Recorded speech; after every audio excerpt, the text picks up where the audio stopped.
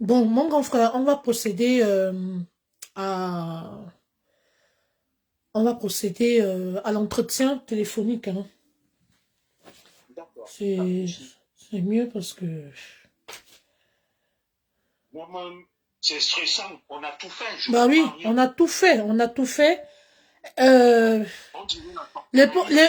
pauvres, les pauvres internautes sont tellement... Les pauvres, ils n'arrêtent pas de nous soutenir. Ça, on voit les cœurs. Merci beaucoup. Donc, je plante le décor et je vous relance. Gardez les... Voilà, je plante le décor. Oui, oui, là, j'ai lancé. Là, j'ai lancé, mais le temps que ça monte. Donc, voilà. Nous, au moins, on va commencer même à 50. Et ça va monter en puissance. Là, on est déjà au niveau de 30. Ça va vite monter. Les gens ont soif de la vérité. Les gens veulent savoir. Voilà. À tout de suite. Vraiment, mes chers internautes, je ne vous remercierai jamais assez. Est-ce qu'il y a le volume? Je vois que vous tenez mordicus. Vous êtes tenace. Vous, dès que je lance, vous partagez. S'il vous plaît, est-ce que là, il y a le volume? Dites-moi. On va prendre le commissaire Zogo via WhatsApp. C'est mieux. Est-ce qu'il y a le volume? Je vais demander à mon équipe de community management s'il y a le volume.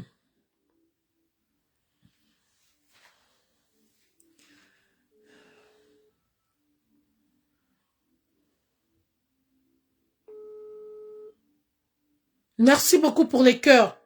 Ça monte, c'est bien. Merci, partagez s'il vous plaît. On va y arriver. Votre appel a été... Excusez-moi, on va y arriver. Est-ce qu'il y a le volume, s'il vous plaît? Écrivez. Écrivez-moi s'il y a le volume. Si vous m'entendez, on va lancer les hostilités parce que nous sommes quand même là depuis. Merci, ça monte, ça monte, ça monte. Merci beaucoup, merci pour votre soutien. Merci, merci, merci, merci. C'est très gentil, merci. On sent que vous voulez en débattre. Vous voulez... Oui. Est-ce que là, le volume, est-ce qu'il y a le volume? Est-ce que là, c'est bon? Oui. Ok, très bien. Écrivez. Est-ce que vous m'entendez? Bien. Nous n'allons plus perdre le temps. Oh, merci beaucoup. Ça monte, c'est monté, c'est monté, c'est monté. C'est monté, c'est monté. Merci, merci. Oh, merci beaucoup pour votre soutien. On sent vraiment que vous aimez ce que je vous propose. Vous aimez bien mes analyses. Vraiment. Merci. Merci. Merci. Bien, sans plus tarder, je vais planter le décor. Avec tout le respect que je vous dois, je tiens d'abord à vous remercier pour votre persévérance, pour votre ténacité, parce que vous voulez savoir la vérité. Merci, j'ai beaucoup de respect pour vous, parce que ça aurait été d'autres pages, la personne n'allait même pas avoir ne serait-ce que 10 abonnés, parce que là j'ai relancé au moins 3 fois, mais vous êtes restés fidèles sur ma page. Je ne cesserai jamais de vous remercier. Merci encore pour cette persévérance, merci pour cette patience, merci infiniment, merci, je m'incline. Alors, sans plus tarder, nous allons planter le décor. Il nous est tombé une affaire extrêmement grave en fin de semaine dernière. Merci Laurette Mbema. Mais vraiment, de manière surprenante, je suis déjà en direct, ne m'appelez plus, j'ai lancé le direct, pardon. J'ai déjà toutes les informations côté Cameroun, n'appelez plus 237, laissez d'abord que je lance. J'ai promis de vous gagner. Si vous voulez être sûr, venez sur ma page, regardez. N'appelez pas, si je vous en supplie, n'appelez pas. Oh, c'est pas possible. Mince. 237, arrêtez de m'appeler, 237, arrêtez d'appeler. S'il vous plaît. Le 237, le Cameroun, arrêtez s'il vous plaît. Venez ici sur ma page, on va faire le direct ici. Le commissaire Zogo doit intervenir, pardon, arrêtez d'appeler. Je vous en supplie. Oh, c'est pas possible. Donc je disais très rapidement, notre sœur a été débarquée de l'avion. Nous allons savoir, est-ce que c'est de manière abusive? Qu'est-ce qu'il en est exactement? vous remarquez que je reçois des appels de partout. Depuis que j'ai ce dossier, on n'arrête pas de m'appeler pour m'envoyer des informations. Mais là, je suis en direct, arrêtez d'appeler. Nous allons débattre. Les internautes sont là pour savoir la vérité. Les internautes veulent savoir ce qui se passe. Donc, s'il vous plaît, calmons-nous. Nous allons prendre le commissaire Zogo. Donc, je vous disais tantôt qu'elle a été débarquée de l'avion. Alors, nous avons plusieurs questions qui taraudent notre esprit. Aïcha Kamoise était partie pour un séjour au Cameroun, où elle a mis du temps. Au moment de rentrer, en prenant l'avion, au moment de rentrer, cette dernière s'est fait débarquer. Ça a été presque une humiliation, parce que il faut dire que c'est quelque chose de très compliqué quand on vous débarque d'un avion, étant sur le chemin du retour. Envoyez des cœurs, s'il vous plaît, sécurisez le direct. Je vais poser des questions au commissaire Zogo. Je vais lancer l'appel. Nous allons le prendre via WhatsApp. Parce que quand on le prend en direct, ça coupe le son. Donc, nous allons l'appeler. Il va intervenir via WhatsApp.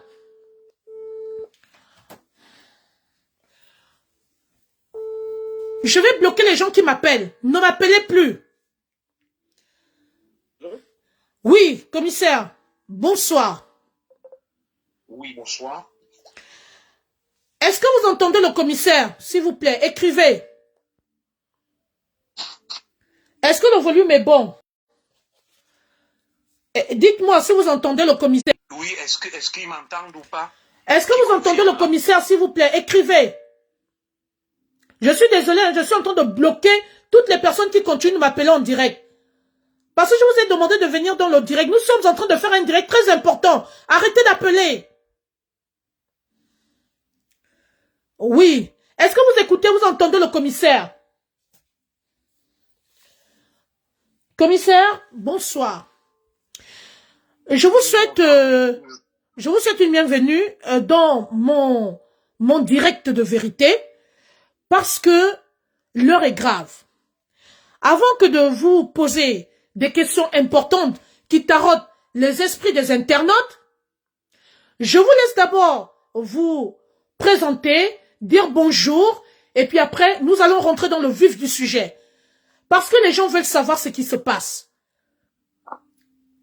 Ils vous entendent, c'est parti. Merci, bonsoir à tous les téléspectateurs. C'est toujours un réel plaisir que d'être invité sur ton prestigieux plateau.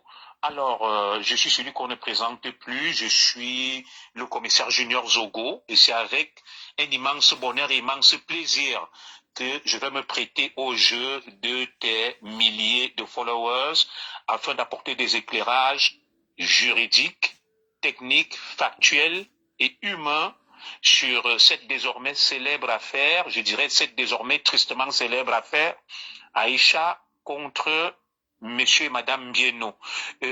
Avec ta permission, je souhaite d'abord faire une petite mise au point. Allez-y. C'est que je suis très embarrassé de parler de cette affaire à nouveau. Tout simplement, toi et moi, on a eu un échange en off lorsqu'on préparait l'émission. Bien sûr.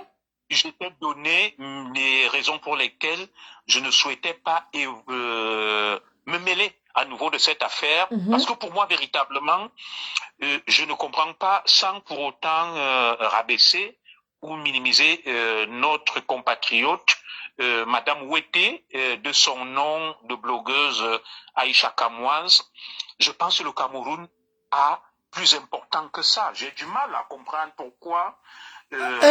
Attendez, excusez-moi. Les gens veulent vous voir, je suis obligé de vous appeler en appel vidéo. Est-ce que vous êtes en posture d'appel vidéo? Est-ce que je peux vous appeler en vidéo? C'est pas important puisqu'ils connaissent mon timbre vocal, j'ai l'habitude de passer.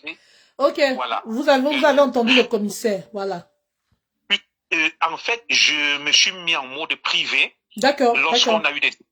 Parce que je savais que en visio, ça sera plus possible. D'accord. Je suis désolé de décevoir tes nombreux followers pour des raisons un peu privées.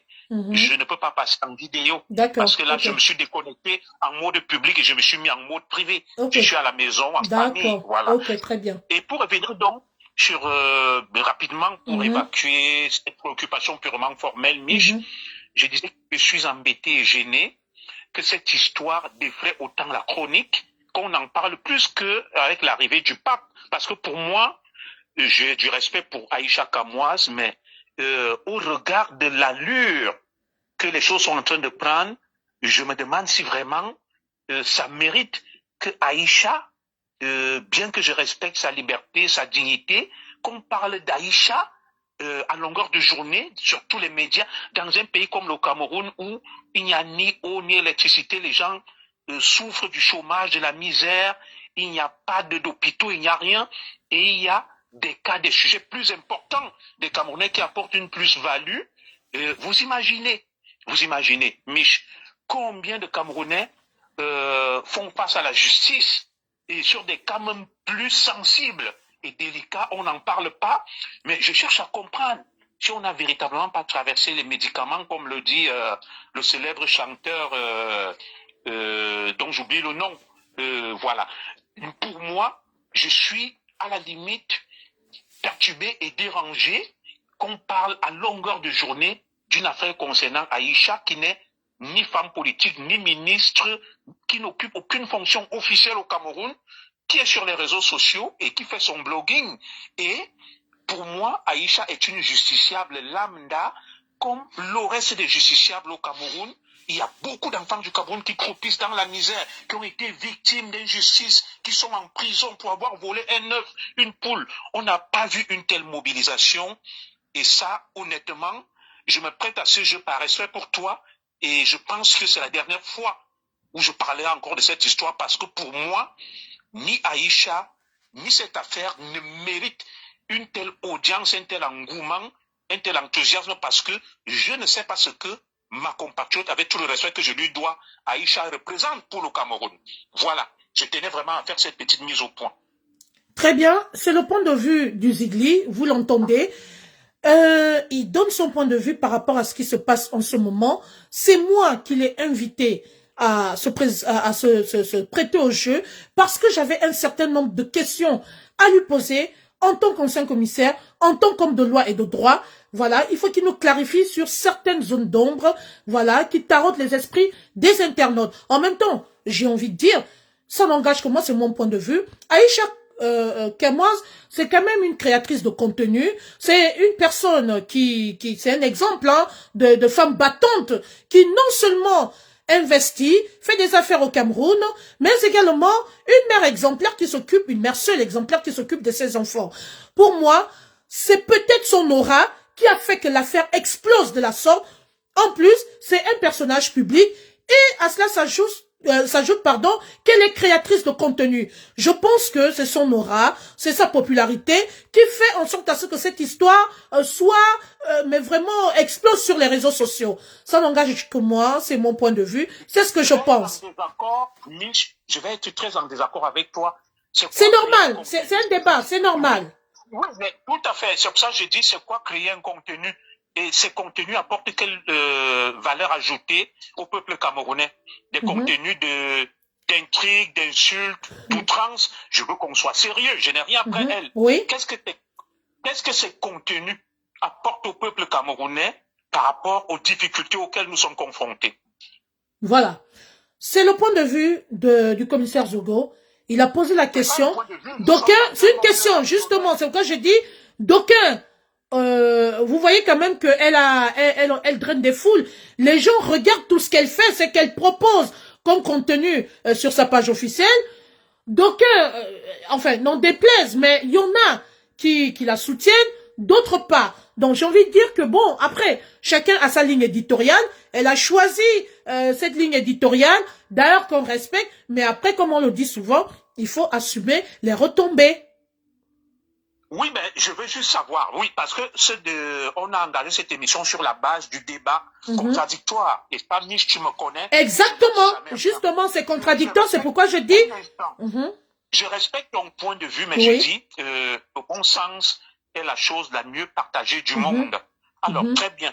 Je vais donc me situer dans une perspective cartésienne. Toi et moi, nous sommes dans la rue. Je me lève, je crée un contenu où j'attaque tout le monde, j'expose tout le monde. Et de l'autre côté, toi, tu fais des contenus éducatifs pour apprendre aux gens à évoluer sur des sujets utiles. Et on va me dire, Et lui qui insulte, qui attaque tout le monde, il apporte une plus-value. Mais ça veut justement dire que nous sommes dans une société aux valeurs inversées, où le crétinisme a pris le pas sur ce que j'appelle ici l'intelligence. Et c'est des choses que je n'ai de cesse de dénoncer à longueur de journée. Parce que pour moi, être dans des directs, en train de faire ce qui s'appelle le commérage, le soko, le congossa, je ne sais pas, ça crée plus de problèmes que ça n'en résout. Exactement. Je veux qu'on fasse des directs sur la prévention des MST, des IST, comment faire ceci, comment faire cela. Des choses qui peuvent apporter. Mais, et puis, je vais te dire une chose, pour sortir définitivement de cette polémique. Est-ce que la vérité vient forcément du nombre? Adolf Hitler était suivi par des millions de fanatiques. Mais la fin de l'histoire a prouvé que Adolf Hitler était un criminel. C'est pas parce que vous êtes 1 million, 1 milliard que vous avez la vérité et parce que l'autre il est seul. Sécurisez le direct, mettez les cœurs parce qu'on va rentrer dans une zone de turbulence. C'était le décor qu'on plantait en fait.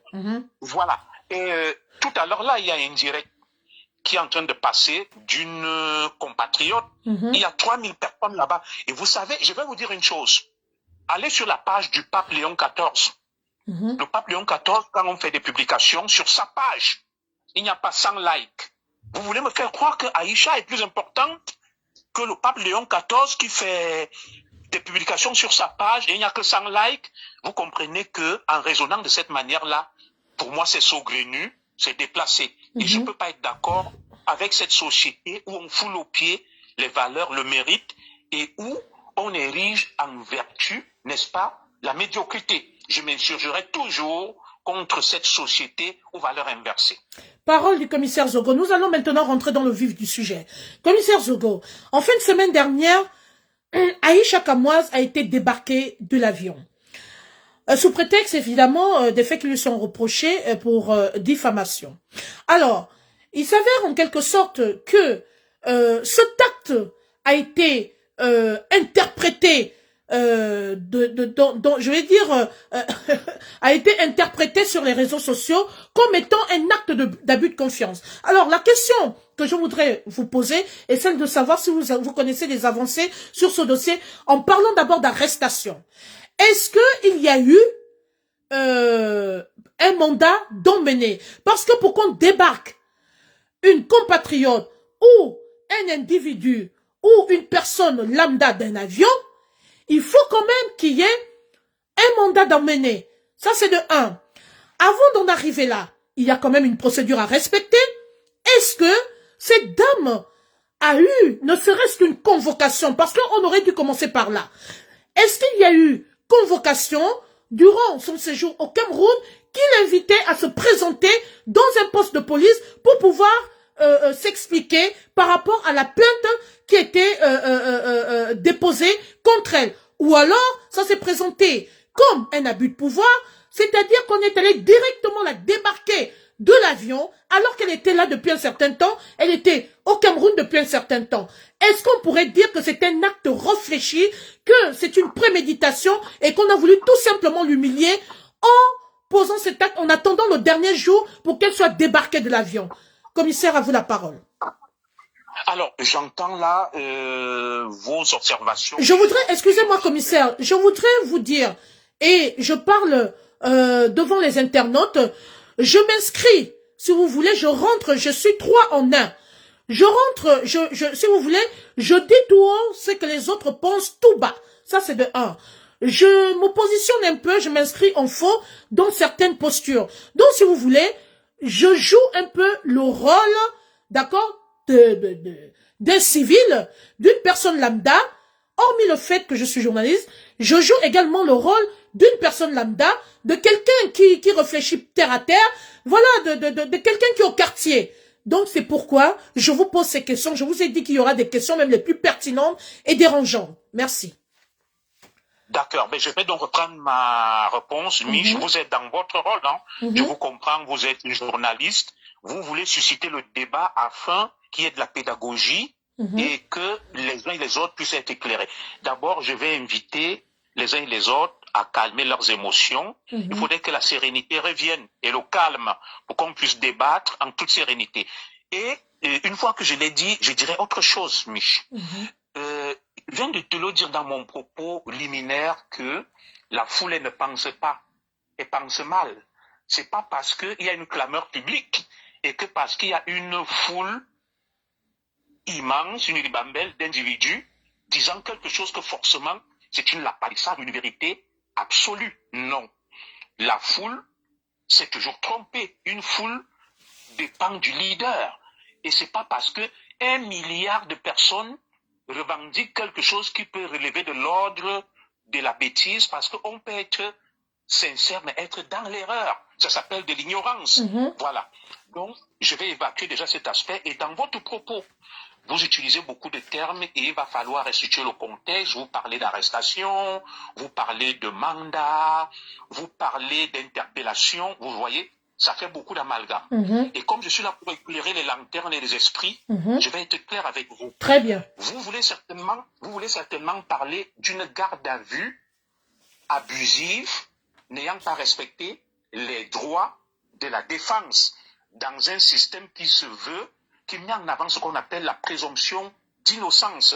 Il n'y a eu ni abus de pouvoir, ni mandat, ni arrestation.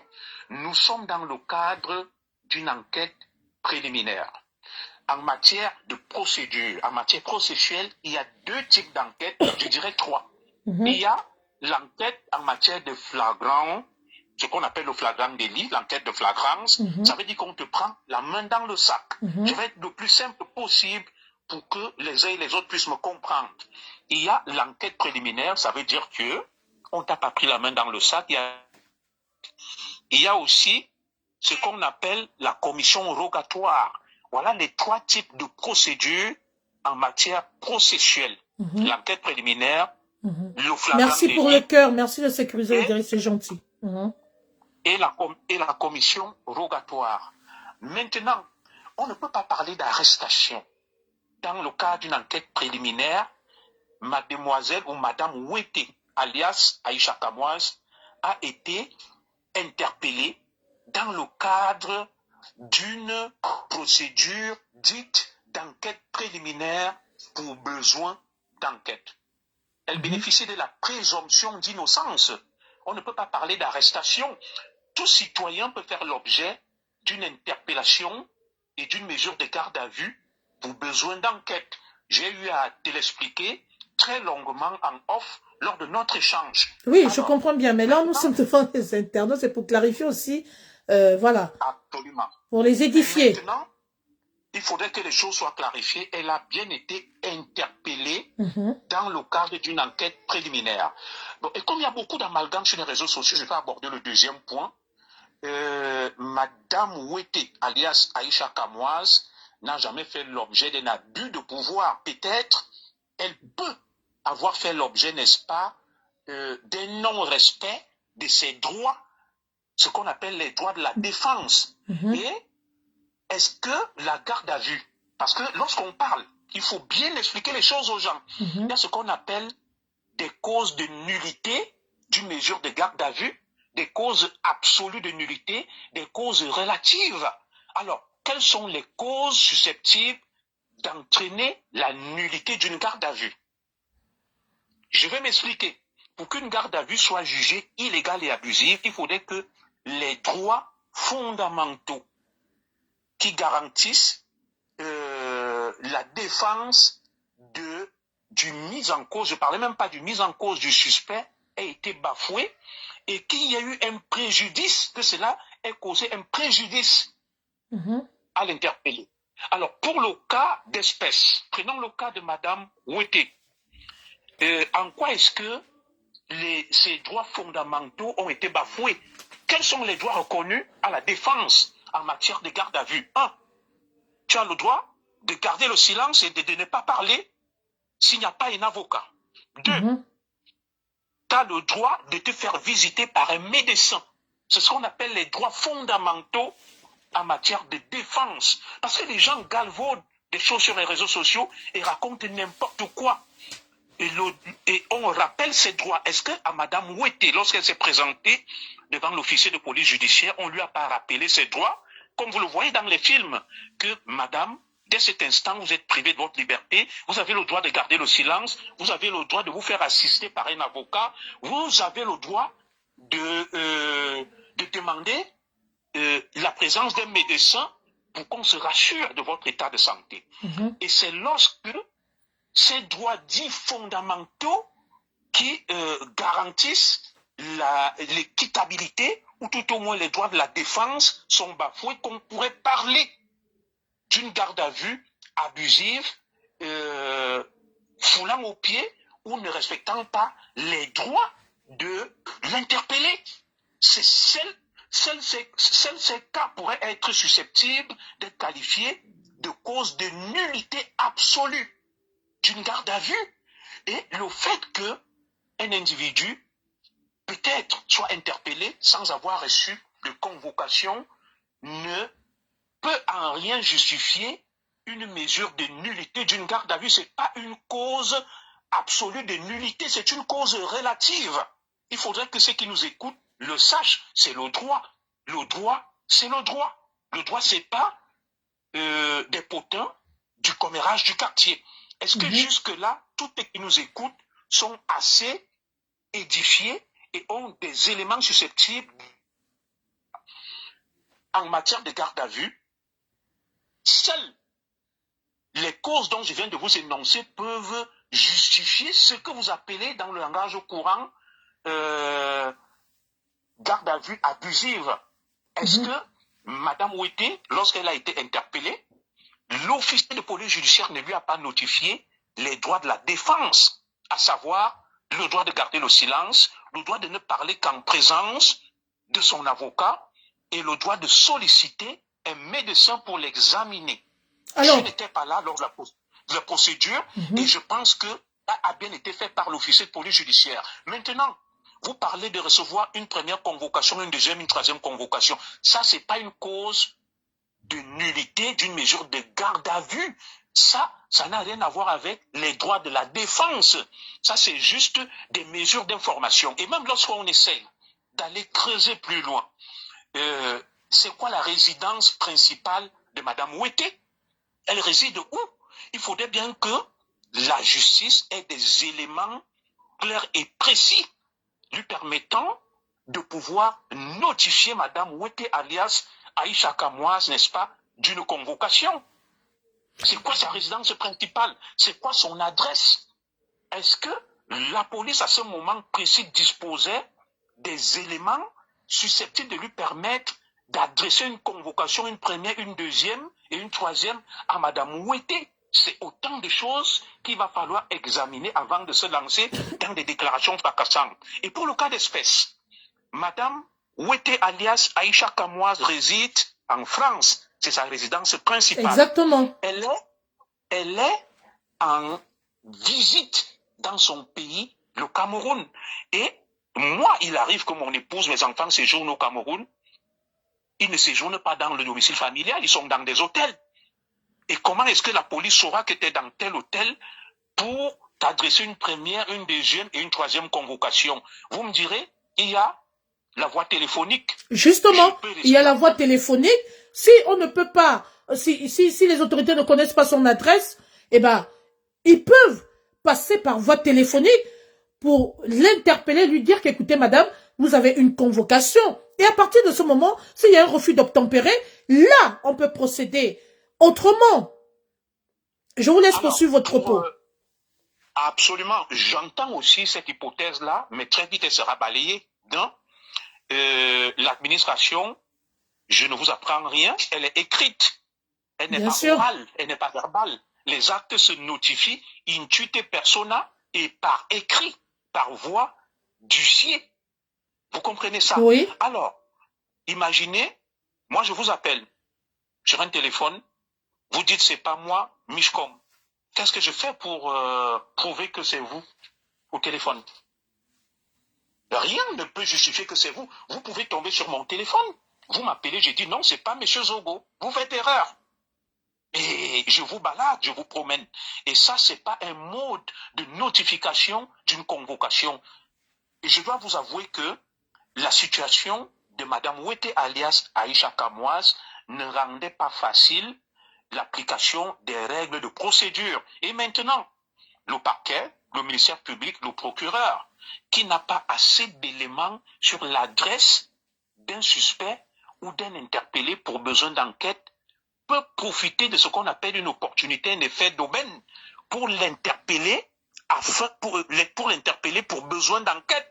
Et lorsqu'on interpelle un individu pour besoin d'enquête, c'est pas un jugement, c'est pas une condamnation. Pourquoi les gens en font une histoire de vie ou de mort? Alors, il y a des gens même. Je termine, je chute. Oui, allez-y, excusez-moi. Il y a ce qu'on appelle des mandats de dépôt préventifs, des gens qu'on met en garde à vue et qu'on place en détention. Il y a ce qu'on appelle la détention préventive.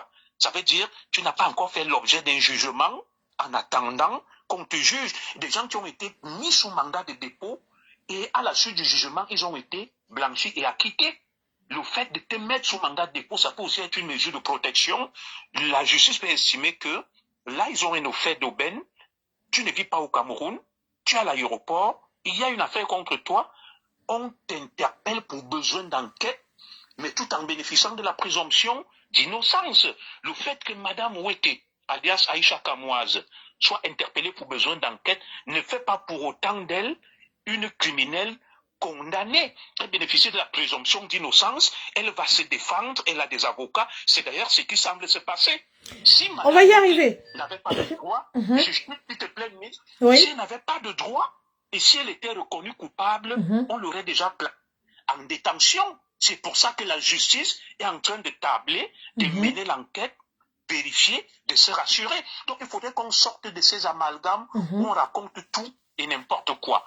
Je ne sais pas si j'ai apporté assez d'éléments susceptibles d'éclairer les lanternes des uns et des autres sur un plan purement processuel et juridique.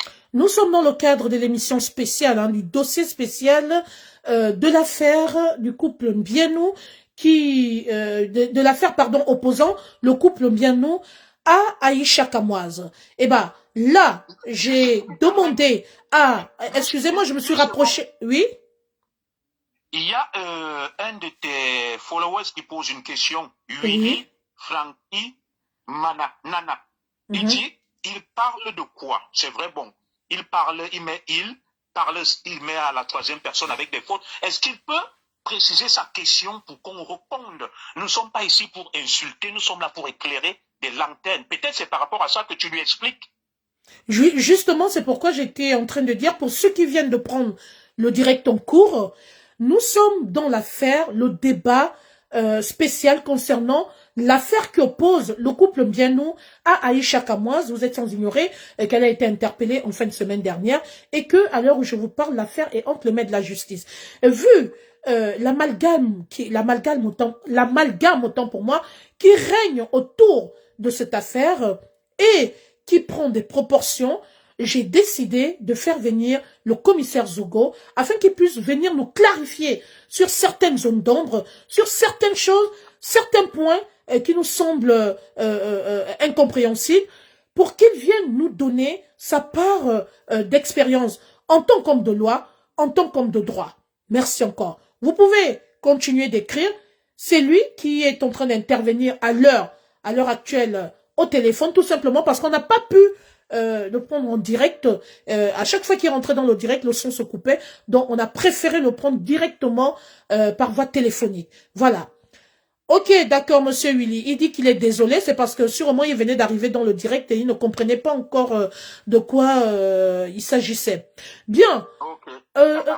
Commissaire Zogo, je tiens quand même à préciser que depuis que cette affaire a eu lieu, il y a eu beaucoup de frustration. Et moi, je rentre même dans la personne, je me mets à la place même du citoyen lambda qui pose des questions terre à terre. D'où la question est la suivante. Au vu de la manière dont se dessinent les événements, de la manière dont a été présentée l'interpellation de la jeune Aïcha Kamoise, les gens ont comme l'impression que ça a été calculé parce qu'elle a été arrêtée en fin de semaine. Et vous êtes sans ignorer que moi, qu'en Afrique, l'administration ne tourne pas en week-end. Vous êtes sans ignorer que l'administration, chez nous en Afrique, ne tourne pas en fin de semaine.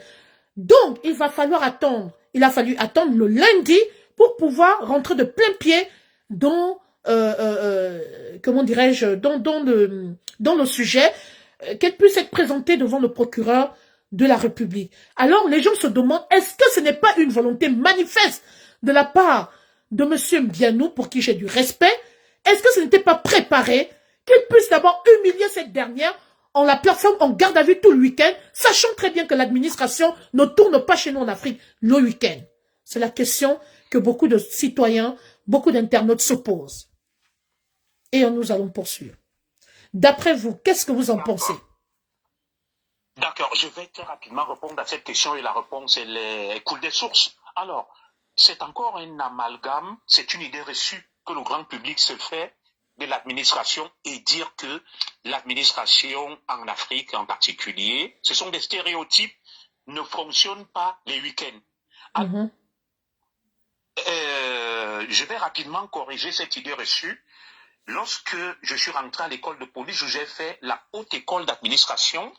Il y a un principe simple en sciences administratives qui dit que les officiers de police judiciaire, les policiers, les gendarmes, les militaires sont sous réquisition permanente 24 heures sur 24, 7 jours sur 7. Je vous utilise des termes techniques.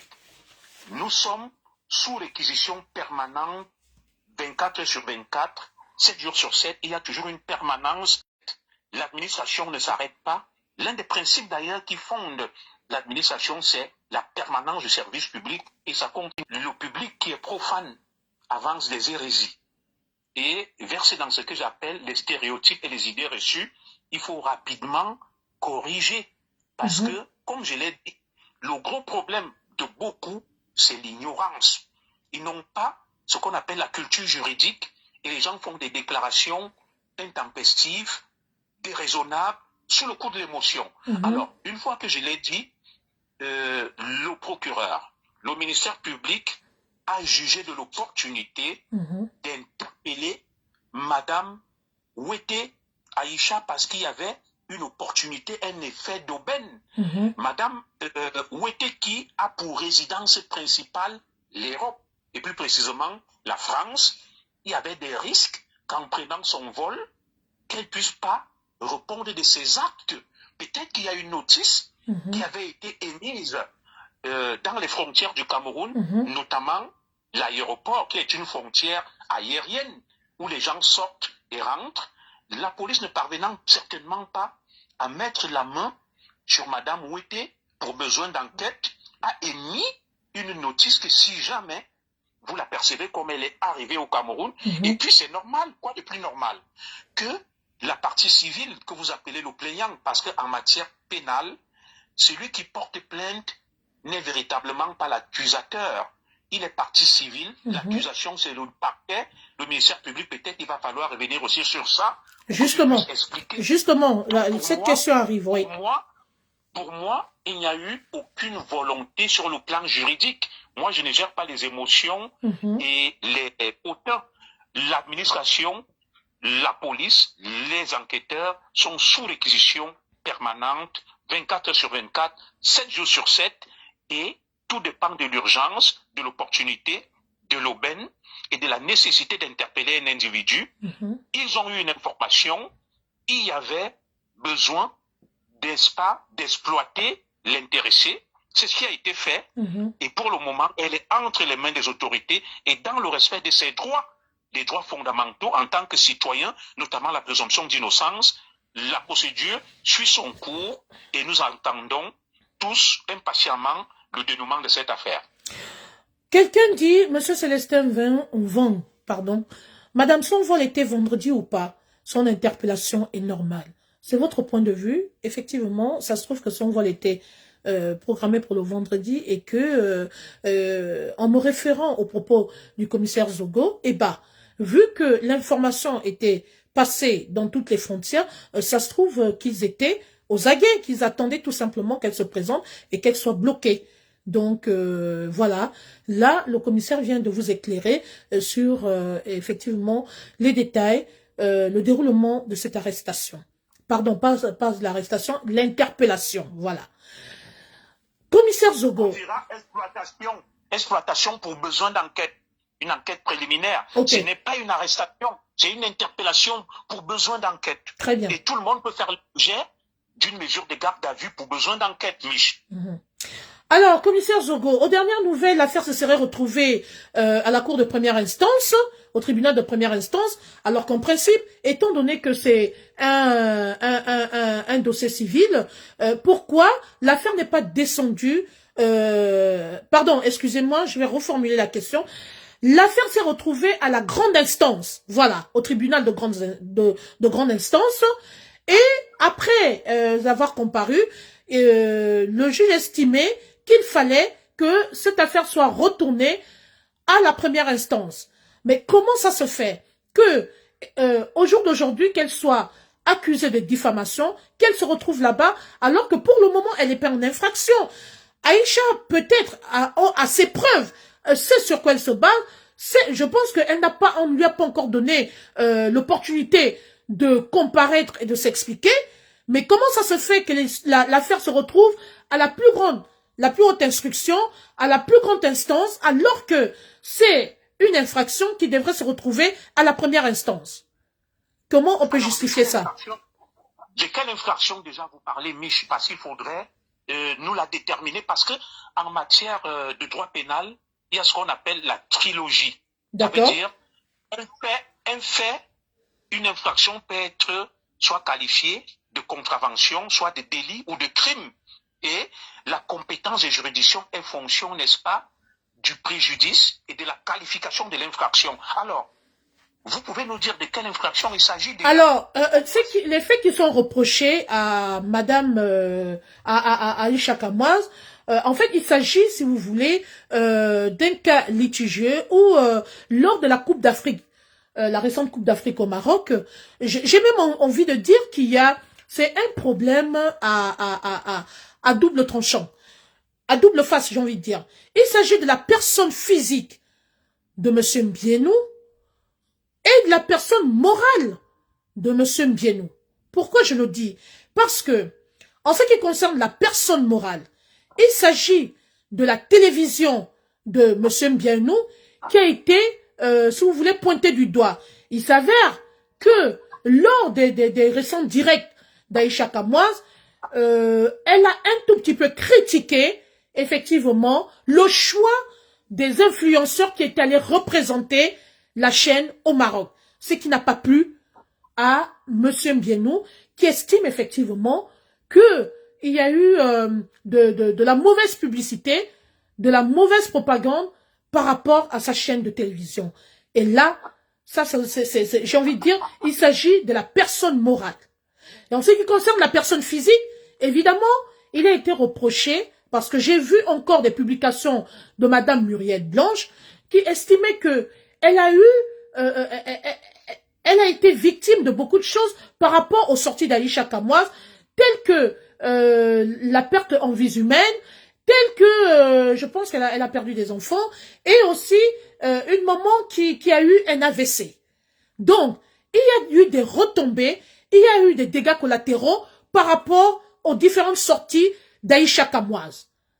C'est pourquoi je demande, d'après vous, par rapport à cette situation, est-ce que ça valait le coup qu'elle soit déjà présentée à la plus haute instance? Parce que il s'avère que le dossier était vide. Et que par rapport à ça, on aurait demandé à cette dernière, qu'est-ce qu'elle faisait là? Sur le coup, on l'a ramenée au tribunal de la première instance. Alors, pour le moment, est-ce que le délit, comment dirais-je, est-ce que l'infraction, est-ce qu'il est notifié qu'elle est en infraction? Puisque pour le moment, elle n'a pas comparu et l'infraction n'est pas consommée. C'est plutôt une plainte qui est portée contre elle où elle doit se défendre. D'où les avocats ont refusé qu'elle puisse, parce que en principe, il y a quelque chose qui va pas. On lui demande, comment vous appelez, il faut que je retrouve. Ce n'est pas une demande d'excuse, en fait. Si vous pouvez me prêter le mot, ce n'est pas, voilà, c'est un engagement. Parce qu'il faut bien dire les choses. Il y a eu un engagement, il y a eu une négociation, et le monsieur Mbienou a dit qu'il acceptait de retirer sa plainte à une seule condition.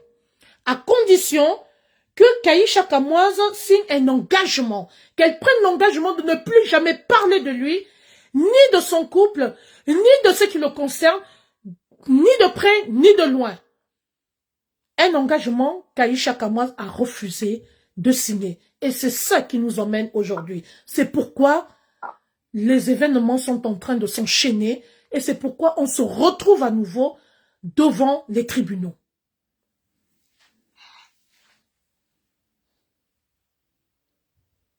Allô? Oui, moi je vous écoute. Voilà. Que vous terminiez. Voilà, justement. Voilà, donc justement, je voudrais savoir pourquoi une affaire civile se retrouve au tribunal de la grande instance. Pourquoi d'entrée de jeu, on l'a présenté directement au tribunal de la grande instance. Alors qu'en principe, si c'est une infraction ou que c'est un problème civil, ça devrait se retrouver au tribunal de la première instance pour pouvoir permettre à cette dernière de se constituer avec son équipe d'avocats afin qu'elle puisse se défendre. Est-ce qu'on n'a pas brûlé les étapes? Déjà, il y a beaucoup d'autres amalgames, Michel, qui ressortent de votre analyse. Alors, il y a clarifiez-nous alors, clarifiez-nous. Voilà, il y a un principe simple qui fonde le fonctionnement de la justice. C'est le principe de Gelsen et le principe de la spécialisation des juridictions. Alors, il y a deux types d'affaires lorsqu'on a affaire, disons, il y a trois types d'affaires de juridiction dans un pays, un état de droit. Il y a ce qu'on appelle les juridictions d'ordre pénal. Il y a ce qu'on appelle les juridictions d'ordre judiciaire, si vous appelez des affaires civiles, et il y a ce qu'on appelle les juridictions administratives. Et il y a même ce qu'on appelle les juridictions d'exception, telles le TCS, la Haute Cour de justice, et tout le reste. Alors, c'est quoi une affaire civile? C'est quoi une affaire pénale? Une affaire civile, c'est une affaire où il n'y a eu aucune infraction relevant du pénal, des affaires purement d'argent, d'affaires, d'intérêt. Et il me semble que Madame Ouetté est poursuivie pour des accusations relevant du correctionnel, ça veut dire du pénal. On parle, n'est-ce pas, de cyberharcèlement, d'injures publiques, de diffamation, et sauf si mes connaissances en droit me filent un faux bon, toutes ces infractions relèvent du correctionnel et du droit pénal. C'est autant d'amalgames que nous faisons. Alors, Madame Ouetté, comme je l'ai dit, est suspectée d'avoir commis des infractions relevant du pénal et notamment le cyberharcèlement, l'injure publique, la diffamation. Est-ce que vous entendez ça? Et pour moi, ce n'est pas des affaires civiles, c'est des affaires qui relèvent du correctionnel et du pénal. Très bien. Elle l'a fait par voie de diffusion sur les réseaux sociaux et autres. Et maintenant, il y a ce qu'on appelle la compétence de juridiction en fonction de la qualification de l'infraction, ma sœur Mich. Il y a ce qu'on appelle le principe de la hiérarchisation des juridictions, que j'appelle en termes techniques pour les juristes le principe de Gelsen. Alors, la nature de l'infraction détermine la compétence du tribunal. Ça ne veut pas dire que parce qu'on a envoyé au tribunal de première instance, parce que je vais vous expliquer ça, il y a ce qu'on appelle la hiérarchisation des juridictions. Ça veut dire le tribunal coutumier, le tribunal de première instance, le tribunal de grande instance, la cour d'appel, la cour suprême. Il faudrait déjà le connaître. Voilà. Et maintenant, une affaire peut être l'officier de police judiciaire ou le plaignant, la partie civile, peut ne pas peut-être avoir bien apprécié les faits. Le ministère public, le parquet, appelez ça comme vous voulez, le procureur de la République, est là pour donner un habillage juridique aux faits. Lorsque tu te présentes devant un officier de police judiciaire ou un procureur, tu lui dis, j'ai reçu un coup de tête. C'est factuel. Le procureur va qualifier ça de violence, soit volontaire ou involontaire. Et maintenant, la compétence de la juridiction dépend de la nature de l'infraction et du préjudice subi. Le fait que le tribunal de grande instance se déclare incompétent pour les faits pour lesquels il a été saisi ne veut pas pour autant dire que l'affaire n'est pas fondée et que le dossier est vide. C'est tout simplement que peut-être les faits pour lesquels elle a été interpellée, elle est poursuivie, relèvent plutôt de la compétence du tribunal de première instance.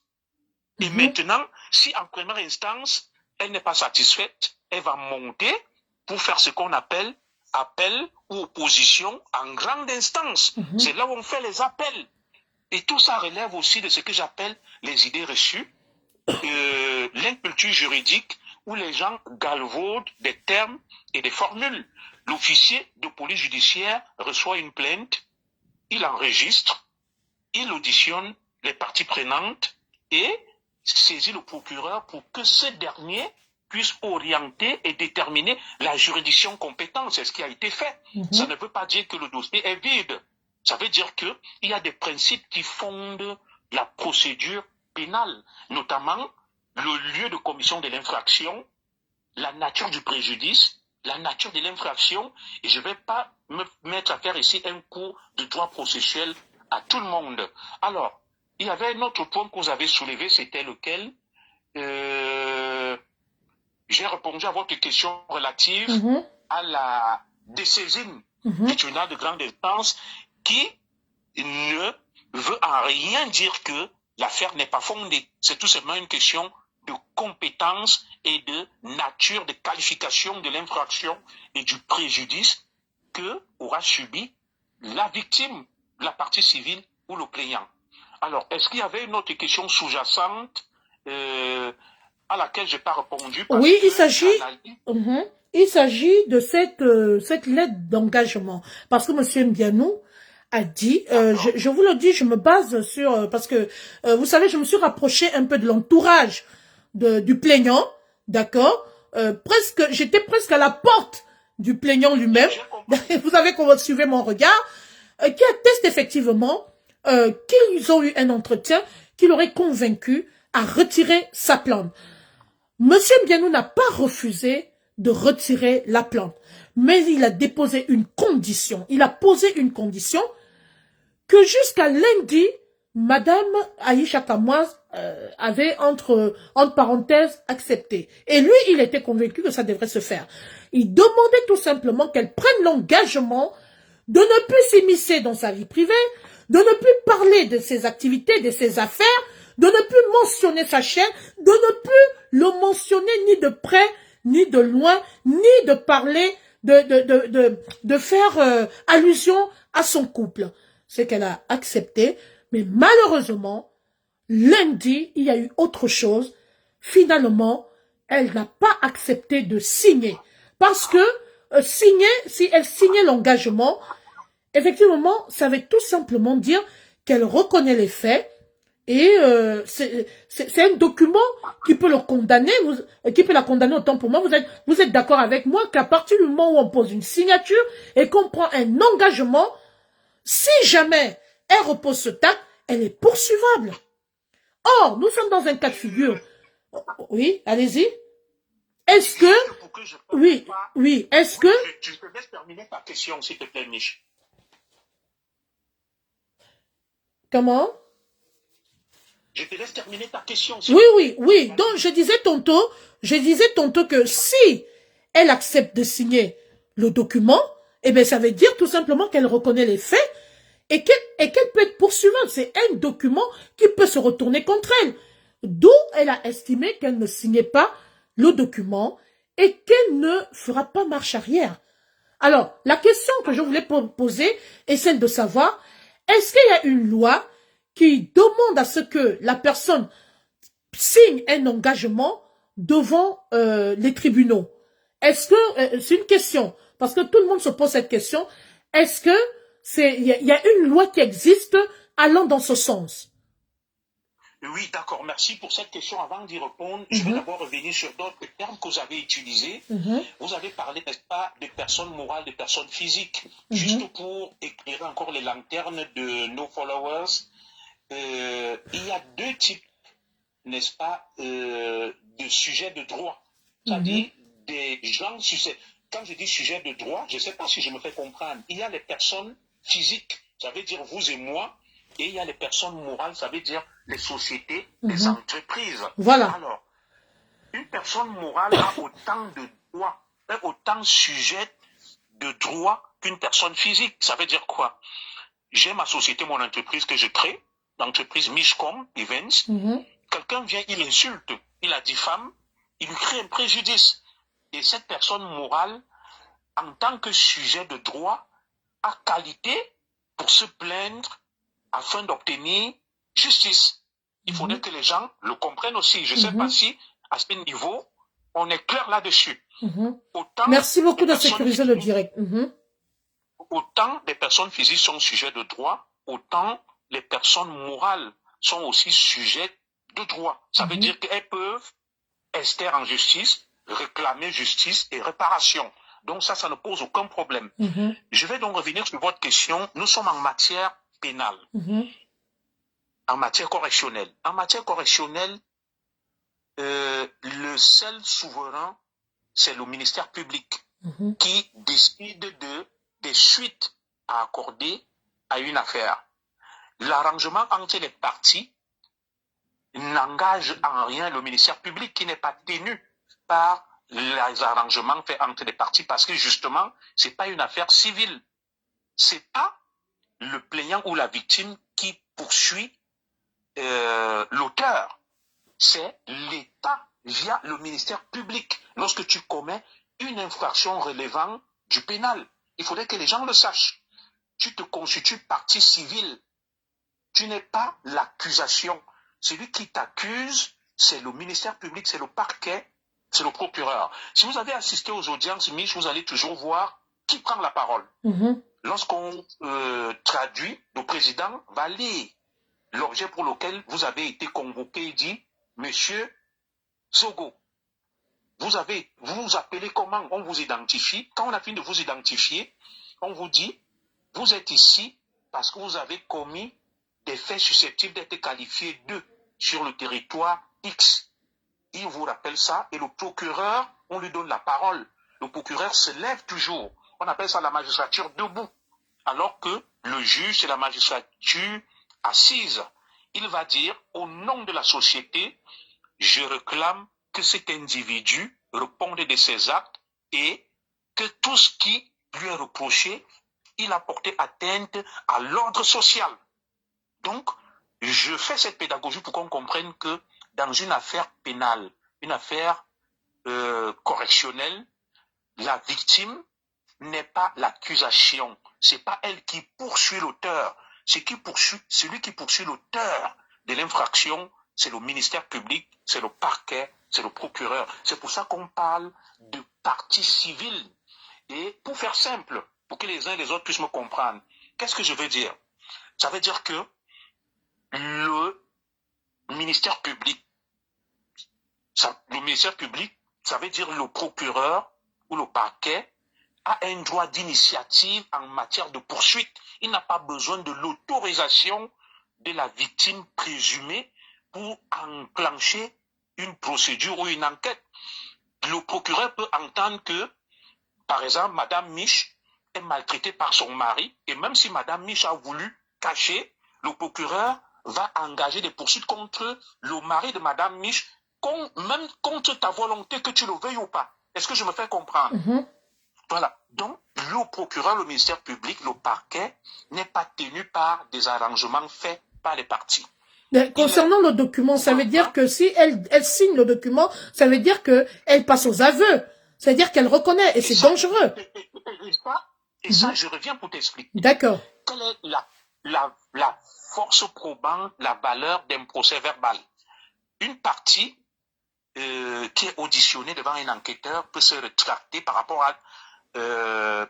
à la déposition faite auprès d'un OPJ, en estimant que que j'ai déclaré, je n'étais pas dans des conditions normales, j'étais sous pression, j'étais sous le coup de l'émotion. Je récuse ce que j'ai dit, je renonce. Ça fait partie des droits de la défense, Mishcom. Ça dit, le procès verbal n'a pas une valeur irréfragable. C'est un terme juridique, ça veut dire que tu peux revenir sur tes décisions. Tu peux estimer que ce que j'ai déclaré, j'étais sous le coup de l'émotion, j'étais pas bien, et je demande à ce qu'on annule et qu'on moditionne à nouveau. Les gens font des amalgames, c'est pas figé. Et maintenant, nous ne sommes que dans la phase de l'enquête. Quelles sont les différentes étapes, pourrais-je te poser comme question, d'une procédure en justice? Il y a ce qu'on appelle la phase de l'enquête. Après la phase de l'enquête, il y a ce qu'on appelle la mise en examen et la phase du jugement. Après la phase du jugement, il y a ce qu'on appelle la phase du délibéré et de la condamnation. Et une fois même que tu as été condamné, je viens d'expliquer un principe. Le principe de la hiérarchisation des juridictions. Le principe de Gelsen. Ça veut dire quoi? Je suis condamné en première instance. Cette décision, ce jugement n'a pas autorité de la chose jugée. Ce n'est pas une décision définitive, Mich. Je peux faire appel ou opposition si je n'étais pas présent à l'audience. C'est ce qu'on appelle les voies de recours. La décision n'a encore acquis autorité de la chose jugée. Je suis étonné qu'on soit qu'à la phase de l'enquête et que les gens commencent à s'agiter.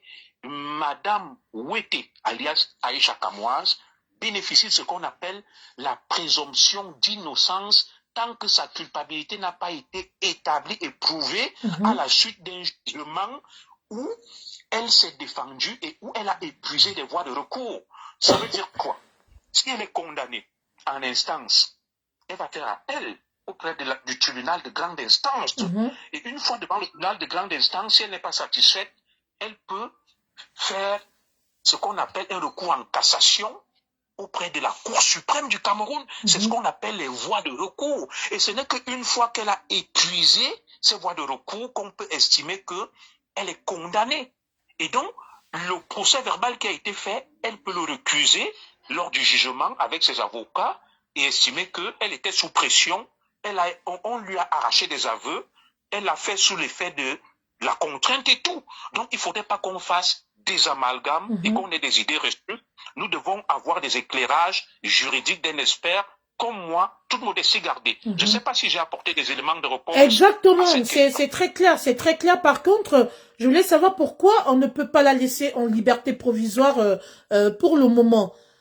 Est-ce que pourquoi c'est pas possible qu'elle soit en liberté provisoire afin de bien suivre son dossier de plus près avec ses avocats? Pourquoi on continue de la mettre de la garder en détention provisoire?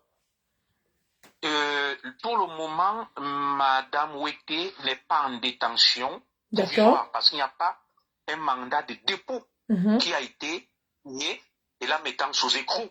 Madame Wete est dans la phase de ce qu'on appelle une enquête préliminaire avec une garde à vue dont les délais ont été prolongés et elle se trouve non plus dans les commissariats, mais au niveau de ce qu'on appelle le dépôt. Ah, merci de le préciser. Commissaire, vous pouvez reprendre cette partie. Où se trouve exactement Aïcha Kamoise à l'heure actuelle? Merci de le répéter, s'il vous plaît, commissaire. Aïcha Kamoise, à l'heure actuelle, est à la disposition du ministère public et du parquet. Très bien. Elle n'est plus à la disposition des enquêteurs. Elle est dans ce qu'on appelle la salle de dépôt du palais de justice. Les palais de justice ont ce qu'on appelle des cellules. C'est une phase intermédiaire entre l'enquête et la mise, le placement sous mandat de dépôt en attendant que le procureur se prononce. C'est une situation intermédiaire entre la prison et la garde à vue. Donc, Madame Wete n'est ni en prison, ni en cellule. Elle est gardée auprès, n'est-ce pas, de ce qu'on appelle la salle de dépôt au niveau du parquet, qui est à la disposition non plus de la police, non plus des enquêteurs, mais du ministère public. Il faudrait qu'on soit clair là-dessus. Merci. Merci Madame Wete, pour le moment, ne peut pas réclamer une libération sous condition parce qu'elle n'a pas encore été condamnée ou placée sous mandat de dépôt. Le procureur n'a pas encore tous les éléments lui permettant d'apprécier la situation. Donc, l'enquête qui semble sensible et délicate suit son cours et le procureur prendra une décision. C'est à la suite donc de cette décision qu'on saura soit si Madame Ouete, alias Aïcha Kamoise, est mise en examen ou alors tout simplement le dossier est classé sans suite. Parce qu'il y a aussi beaucoup d'amalgames qu'on fait entre le classement sans suite, l'acquittement. On ne peut être acquitté qu'à la suite d'un jugement, d'une phase de jugement avec un principe du contradictoire. Au niveau, n'est-ce pas, de l'enquête préliminaire, tant que l'affaire est entre les mains du parquet et de la police judiciaire, on parle de classement sans suite. Donc, les différentes issues possibles, une mise en examen avec préventive, avec mandat de dépôt, ou alors une mise en examen avec possibilité, n'est-ce pas, de comparution libre, si elle donne des garanties de représentativité, ou alors tout simplement un classement sans suite de l'affaire.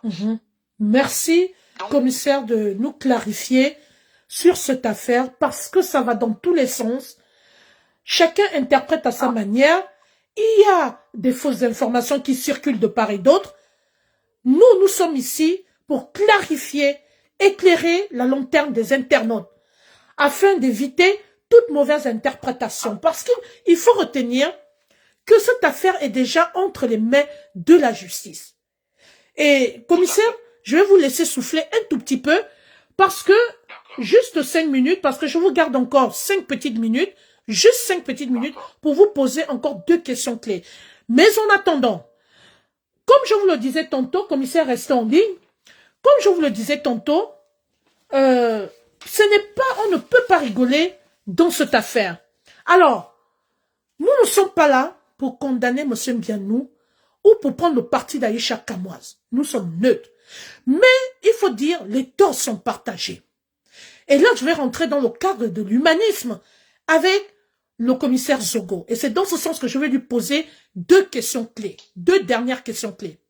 Mais par contre, je voudrais attirer l'attention de tous les blogueurs qui, au jour d'aujourd'hui, ont récupéré cette affaire. Chacun fait à sa sauce, chacun interprète. Les gens rentabilisent leur compte, les monétisations et tout autour de cette affaire. Mais sachez que, pour ceux-là qui soutiennent Aïcha Kamoise, qui mettent à charge M. Mbianou, vous ne rendez pas service à notre sœur africaine, qui est mère d'enfant, vous ne lui rendez pas service. Parce que tout ce que vous dites est retenu contre elle. Tout ce que vous dites est reversé comme pièce à conviction dans son dossier. Ok? Je suis désolé, mais il faut que vous le sachiez. Les fanatiques, sachez que cette affaire a déclenché autre chose au point où, au jour d'aujourd'hui, il y a plus de 16 plaintes sur la table du juge. Faites très attention. Plus on avance, plus vous attaquez le couple, plus vous racontez n'importe quoi, et ben eux, ils sont là juste pour faire constater. Donc ne vous dites pas que, en passant des journées à les insulter, à dire du n'importe quoi, que ça rend service à notre sœur. C'est allé tellement loin qu'elle a fini par sortir un poste en disant qu'elle n'est pas responsable des dires ou des actions ou des directs des uns et des autres. Elle ne répond que par rapport aux faits qui lui sont reprochés. Donc, s'il vous plaît, arrêtez un peu. Sachez que cette femme a besoin de retrouver, de rejoindre ses enfants, de regagner sa famille, de rentrer. N'envenimez pas plus la situation. Monsieur Mbianou, j'ai approché son entourage. Je peux dire que j'étais presque à sa porte et je suis sûr qu'il doit être informé que je me suis rapproché de lui. Ce monsieur, j'ai essayé d'enquêter. C'est un monsieur qui est très généreux, qui n'aime pas les problèmes. C'est un monsieur qui a rendu beaucoup de services aux gens. Et même cette histoire où il y a eu 200 de quoi, tout ce que vous racontez là, ça ne me touche pas. Mais par contre, il y a un danger. C'est que c'est quelqu'un qui s'est remise entre les mains des autorités, qui fait confiance à la justice camerounaise et qui ne compte pas se laisser faire. Donc, plus on l'accule, plus on l'insulte, plus on attaque sa femme, eh ben, ça, en fait, j'ai envie de vous dire, les taux se resserrent autour d'Aïcha Kamoise. Alors, s'il vous plaît, vous ne rendez pas service à notre sœur. Laissez, essayez de faire profit. Essayons de calmer les choses. Il faut apaiser les tensions. Pour votre gouverne, au jour d'aujourd'hui, il y a des avocats qui écoutent tous les directs. Excusez-moi. Il y a des personnes qui sont chargées pour ça. Et je peux vous dire, faisons extrêmement attention. Même moi, à l'heure actuelle, les autorités camerounaises sont assises dans mon direct. À l'heure actuelle, il y a des informateurs. Il y a des personnes qui recueillent des propos, des informations. Donc, faisons attention. Je vais m'arrêter là et je vais reposer 2 dernières questions au commissaire Zogo. Je voudrais également dire... Oui. Il y a quelques questions, avant de poser tes 2 questions, hein, j'aimerais répondre rapidement à des questions des internautes, de tes followers là, avec ta permission. Oui, vas-y, commissaire. D'accord. Rapidement, il y a une première question, un qui dit, mais Aïcha, disons, Madame Ouetté, est citoyenne française, pourquoi la France n'intervient pas? Pour moi, je trouve que c'est une question stupide parce que le Cameroun est un État souverain et la justice camerounaise n'a pas de compte à rendre à la justice française ou à l'État français. Parce que le Cameroun est tout simplement un État souverain. Je n'imagine pas un citoyen camerounais qui fait face à la justice en France et l'État du Cameroun va aller s'ingérer dans des histoires purement internes du Cameroun. Ça ne se fait pas. Bonsoir, grande sœur Star Messon. Partage-moi ce direct, s'il te plaît. Merci. Pardon. Madame Ouetté, alias Aïcha Kamoise, un citoyen français, tout ce que la France peut faire, c'est de se rassurer que ses droits sont bien garantis et préservés, mais la France ne peut s'immiscer dans les affaires judiciaires du Cameroun parce que le Cameroun est un État souverain et la justice camerounaise est rendue au nom du peuple camerounais. Et juste la deuxième question, il y a une autre qui me dit, alors, Aïcha Kamoise n'a rien fait, le couple Mbienou s'affiche trop, ils n'ont qu'à ne plus mettre leur vie sur la place publique. Très rapidement, je vais aussi répondre à cet internaute. A priori, on pourrait penser que son hypothèse est vraie, parce que oui, il faut de la discrétion, il ne faut pas s'afficher. Mais en même temps, il faudrait que cet internaute comprenne qu'il y a une loi qui régit l'usage de la parole sur les réseaux sociaux. C'est pour ça qu'on parle de cybercriminalité, je dirais même de cyberdélinquance, de harcèlement, d'insultes, d'injures publiques. Les réseaux sociaux ne sont pas une zone de non-droit où l'on va se lever, on fait ce qu'on veut parce qu'on estime que l'autre a exposé sa vie. Et il ne faut pas confondre donner son avis et juger, rabaisser et diffamer et insulter. L'état de droit régule le fonctionnement des réseaux sociaux et contrairement aux idées reçues où les gens pensent que les réseaux sociaux sont une zone de non-droit, et ça je le dis sous le contrôle de ma collègue que tu es, il y a bien une loi qui régule le fonctionnement, l'usage de la parole sur les réseaux sociaux. Merci, c'est des éclairages que j'ai tenais à apporter. Et sachez que les juges et les procureurs sont connectés sur toutes les pages actuellement. Ça, je peux vous le dire. Ils ne sont pas déconnectés. Ils sont tous là. Même s'ils ne vous le font pas savoir. Oui, Star Messin dans ce direct. Bienvenue, ma grande sœur chérie. Merci. Merci. Ouais, donc, vous êtes en train, ceux-là qui sont en train d'encourager Aïcha à ne pas signer quoi que ce soit, c'est très bien. Nous, vous faites votre boulot. Nous sommes là pour apporter de l'apaisement. Mais sachez que tout ce que vous dites, tout ce que vous faites, vous l'enfoncez de plus belle. Donc, collez-lui la paix, laissez cette jeune dame se concentrer sur son procès. Elle n'est pas responsable de tout ce que vous avancez. S'il vous plaît, votre excès de zèle, mettez-le de côté. Voilà. Et sur ce, je vais poser 2 questions fermes, 2 questions clés à notre consultant, à notre invité. Et là, je vais aborder l'aspect purement humain. Alors, commissaire, Il s'avère, et ça, j'ai eu le retour, j'ai mené un peu l'enquête, Madame Muriel Blanche fut une amie et sœur à Aïcha Kamoise. Pourquoi avoir laissé que ce problème arrive à ce niveau? Est-ce qu'il ne pourrait, en fait, il pouvait pas y avoir un arrangement en interne entre les deux familles, les deux parties? Pourquoi laisser ce problème en arriver là? Parce que ce sont quand même deux sœurs. J'ai vu l'intervention de la maman d'Aïcha Kamoise qui ne cesse d'interpeller, d'appeler sa fille Muriel Blanche, d'emmener son mari à retirer cette plainte. Est-ce que il n'était pas mieux que deux personnes qui ont mangé ensemble, deux personnes qui ont, j'ai même envie de dire, dont les deux familles se connaissent, est-ce qu'il n'était pas mieux de procéder autrement? Je vous laisse la parole, commissaire. Est-ce que ça a été sage de sa part? D'accord, merci pour cette question très pertinente, Mich, mais là, on sort du registre, n'est-ce pas, juridique et judiciaire. C'est pourquoi j'ai annoncé, on rentre maintenant dans le cadre purement humain. Avec la science juridique. Et il faudrait qu'on soit d'accord dessus. C'est en tant qu'humain que je vais devoir me prononcer là, et je vais mettre de côté la science. Alors, très bien. Et dans ce qui se passe, nous le regrettons, nous le dénonçons même pour le regretter, parce que pour moi, et si jusque-là même, Madame Ouetté, alias Aïcha Kamoise, n'a pas été placée sous mandat de dépôt, c'est parce que la justice estime qu'il y a encore lieu de procéder à une médiation, à un arrangement, pour éviter le pire. Vous comprenez un peu?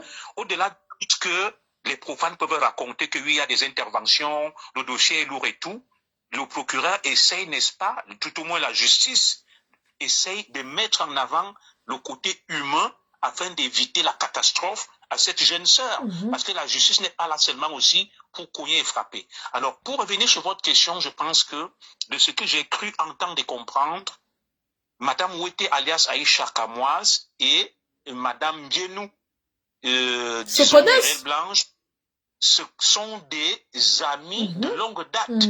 Voilà. Déjà, il y a une première question. Lorsqu'on dit que la maman d'Aïcha Kamoise a fait un direct où elle l'a dit au grand public que c'était deux sœurs, moi, il y a une chose qui me fait tiquer un tout petit peu, si vous me passez l'expression triviale, me dérange dans tout ça. C'est quoi? Pourquoi Aïcha, qui est la sœur de Muriel Blanche, peut se permettre de multiplier des sorties qui frisent de cyberharcèlement au regard de tout ce que j'ai suivi, qu'elle aurait subi un préjudice colossal avec des grossesses qu'elle aurait perdues, des parents qui auraient eu des AVC. Est-ce qu'une sœur devrait harceler autant, entre guillemets, une amie avec laquelle elle a partagé une bonne partie de sa jeunesse et de son enfance? Les torts sont partagés au niveau de Aïcha et je pense que quelque chose aurait pu être fait en avant, en prévention, pour anticiper par la famille. Des gens qui auraient pu l'approcher et lui dire, Muriel Blanche, c'est quand même ta sœur, c'est ta copine, c'est ton amie, vous avez grandi ensemble, nous ne trouvons pas décent que tu puisses t'acharner, je ne vais pas utiliser le mot harcèlement, que tu puisses t'acharner autant sur elle. La maman aurait même pu jouer ce rôle d'interface ou de médiation auprès de sa fille et de lui dire, je veux que tu laisses ta sœur tranquille, fais des directs sur autre chose. Exactement, mais ça c'est vrai. Lâche-la. Et maintenant, lorsque j'essaye de creuser en profondeur, je remarque que, étant donné que Aïcha a connu Muriel Blanche et que c'était son amie, sa sœur, sa copine, peut-être qu'il y a une espèce de frustration et d'aigreur de la part de Aïcha lorsqu'on voit le train de vie ostentatoire qu'affiche sur les réseaux sociaux l'épouse Mbienou, alias Muriel Blanche. Vous voyez. Nous sommes là juste pour analyser, hein. Excusez-moi, commissaire, nous sommes là juste pour analyser. J'ai envie en même temps de me poser la question de manière indirecte. Quand on creuse en profondeur, il se pourrait que Aïcha a apporté beaucoup d'aide à Muriel Blanche et que peut-être elle a voulu adresser à cette dernière un message particulier que mais ma sœur, mais non côté on pense à moi. Et peut-être que sa sœur n'a pas prêté attention. Elle a dû faire passer le message de manière le plus fort, la plus forte, pardon, que voilà, ma soeur, tu ne me vois pas. J'apprends que tu nous rends des services à gauche et à droite et tout. On était ensemble quand on était tous dans des souffrances, toutes les deux on se battait et tout. Je t'ai rendu des services et tout. Mais pourquoi tu penses pas à moi? Peut-être c'était sa manière à elle de lui faire passer le message, sauf qu'elle a été peut-être maladroite et elle est allée de la manière la plus forte. Je te laisse poursuivre. Je partage totalement ta lecture, ton analyse. Et elle me paraît d'ailleurs très vraisemblable parce que moi, par exemple, Aïcha ne m'a jamais attaqué. Elle m'a toujours respecté. Mais c'est pas des bourdes qui ont manqué qu'elle m'attaque. Je me dis, c'était sa manière à elle de pouvoir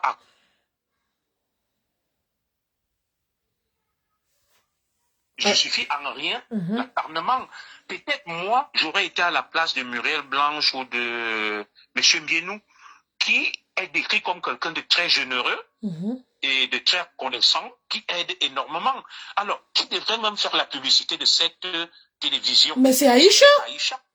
Et qu'est-ce que ça coûte à M. Mbienou d'appeler celle que je considère comme sa belle-sœur, Madame Ouete, alias Aïcha Kamoise, et de lui dire, ma belle-sœur, je vois qu'il y a quelque chose qui peut te déranger parce que tout le temps tu parles de ta sœur. Alors, est-ce que tu peux venir me rencontrer?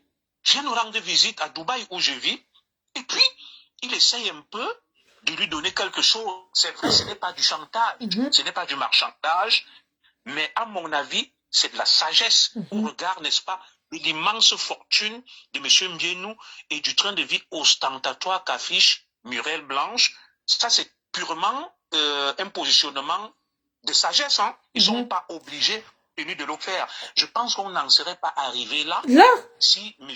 et Mme Mbienou avaient fait ce petit geste en faveur ou à destination de la copine de son épouse. Moi, ma femme a des amis qui m'arrivent, n'est-ce pas, les aider à modestement pour régler des factures, celles qui sont restées en Afrique, qui sont malades, qui ont perdu les membres de leur famille, je les appelle, je leur trouve un peu d'argent. Je n'imagine pas Madame Ouete alias Aïcha Kamoise qui aurait pu bénéficier des attentions du couple en train de s'acharner sur eux, de les lyncher et de les afficher sur les réseaux sociaux. Il aurait suffi d'un simple coup de fil du beau-frère de Aïcha, M. Mbienou, pour que les choses reviennent à la normale. Et je pense que cette situation, à mon avis, est loin d'être inarrangeable. Il y a encore lieu de sauver les meubles. Voilà, parce que, en fait, commissaire, excusez-moi, et je vais vous laisser finir. J'ouvre juste une parenthèse. Je voudrais répondre à Madame Olivia Pepe News qui dit Aïcha même n'a pas faim, donc impossible. Aïcha elle-même a tout pour son jeune âge, c'est une œuvre accomplie. Madame Olivia, c'est ce qu'on appelle la désinformation de l'information. Vous interprétez très mal les propos des gens. Nous n'avons pas dit ici qu'Aïcha Kamoise a faim ou qu'elle court derrière X ou Y. Aïcha Kamoise a de la personnalité. C'est une femme, je l'ai dit en plantant mon décor dès le départ dans ce direct, en disant que c'est une femme battante. C'est un exemple pur et simple d'une mère seule, d'une femme battante africaine de la diaspora. Donc, moi, j'ai beaucoup de respect pour cette dame. Mais je dis, dans la vie, il y a ce qu'on appelle la reconnaissance. Il ne faut pas oublier d'où on vient. Peut-être qu'il y a un problème de fond. C'est une manière à elle, peut-être d'adresser un message particulier à sa sœur. Parce que, jusqu'à preuve du contraire, ce sont deux personnes qui se connaissent, ce sont deux sœurs. Si la maman jusqu'à présent est en train de crier en demandant à sa sœur, à sa fille, pardon, Muriel Blanche, parce que la fille de sa copine, la fille pardon, la copine de sa fille, c'est sa fille. Donc elle la considère comme sa fille. Elle ne dit pas que madame, allez-y libérer ma fille. Elle dit, Muriel Blanche va libérer ta sœur. Donc jusqu'à présent, elle continue de dire que c'est sa fille. Donc peut-être que sa jeune sœur, oui. Hein? C'est la reconnaissance, sinon aucune forme de rabaissement ou quoi que ce soit.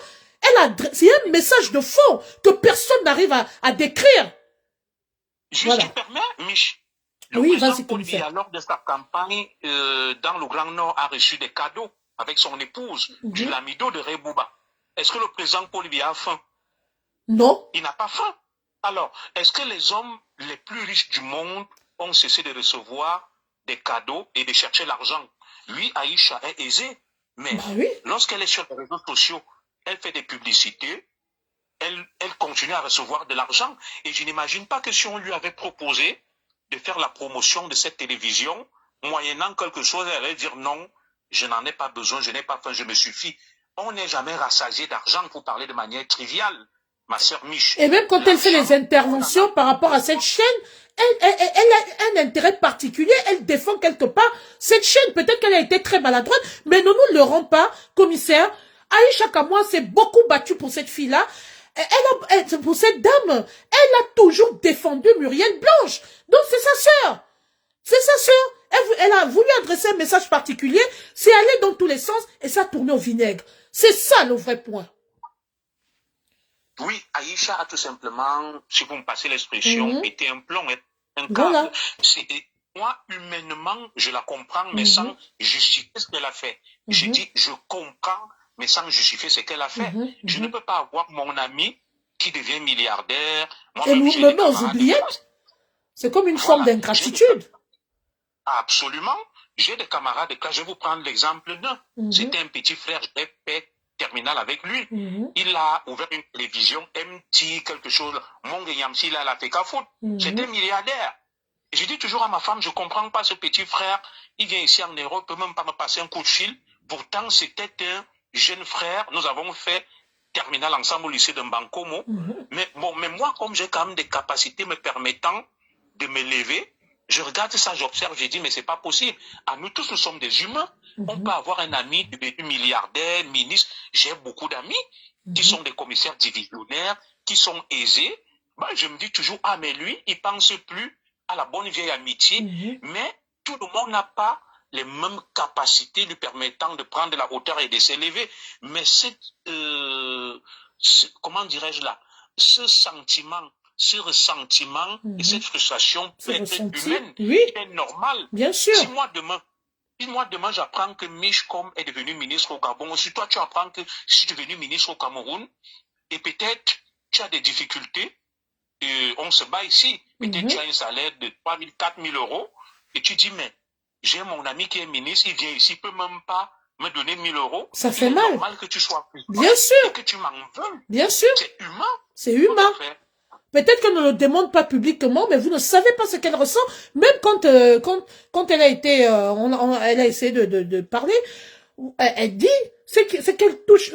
En fait, rien ne l'affecte plus que le fait qu'elle voit que sa sœur laisse qu'elles en arrivent là. Voilà. Qu'elle laisse que son mari, on arrive là, son beau-frère, on arrive là avec elle. Elle est choquée. Son beau-frère qui va financer. Il va manifester, disons, de la générosité vis-à-vis de beaucoup d'influenceurs, de blogueurs. Ah oui. Mais il ne va pas la manifester vis-à-vis de quelqu'un qui a été proche de sa femme. Pour moi, je comprends sa frustration sans justifier. Bien sûr. Ma grande sœur, c'est un médecin là. J'apprends qu'elle est devenue, elle a des produits et tout, elle est devenue une grande esthéticienne, elle a maintenant des grands magasins. Et moi, je fais sa publicité et tout. Et j'apprends que ma grande sœur fait des dons ailleurs. Mais je vais te toucher, je dis, mais ma grande sœur, mais tu m'as oublié. Est-ce qu'on peut faire ça? Je l'en fous là, même si je ne lui dis rien. Même, nous sommes tous des humains. Même une simple invitation, on t'oublie, ton frère t'oublie quelque part, mais tu vas l'en vouloir. Ce sont des exemples terre à terre.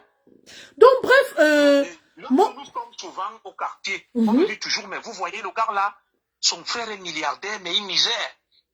Voilà. L'objet de moquerie. Ça fait l'objet de moquerie. Donc, s'il vous plaît, n'interprétez pas, oh là là, je vais y arriver. N'interprétez pas mal nos propos, hein, pour nous faire pour dire ce qu'on n'a pas dit. Le direct là, il reste là, il reste sur mon mur.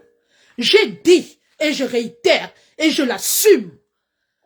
Aïcha Kamoise et sa sœur Muriel Blanche se connaissent très bien.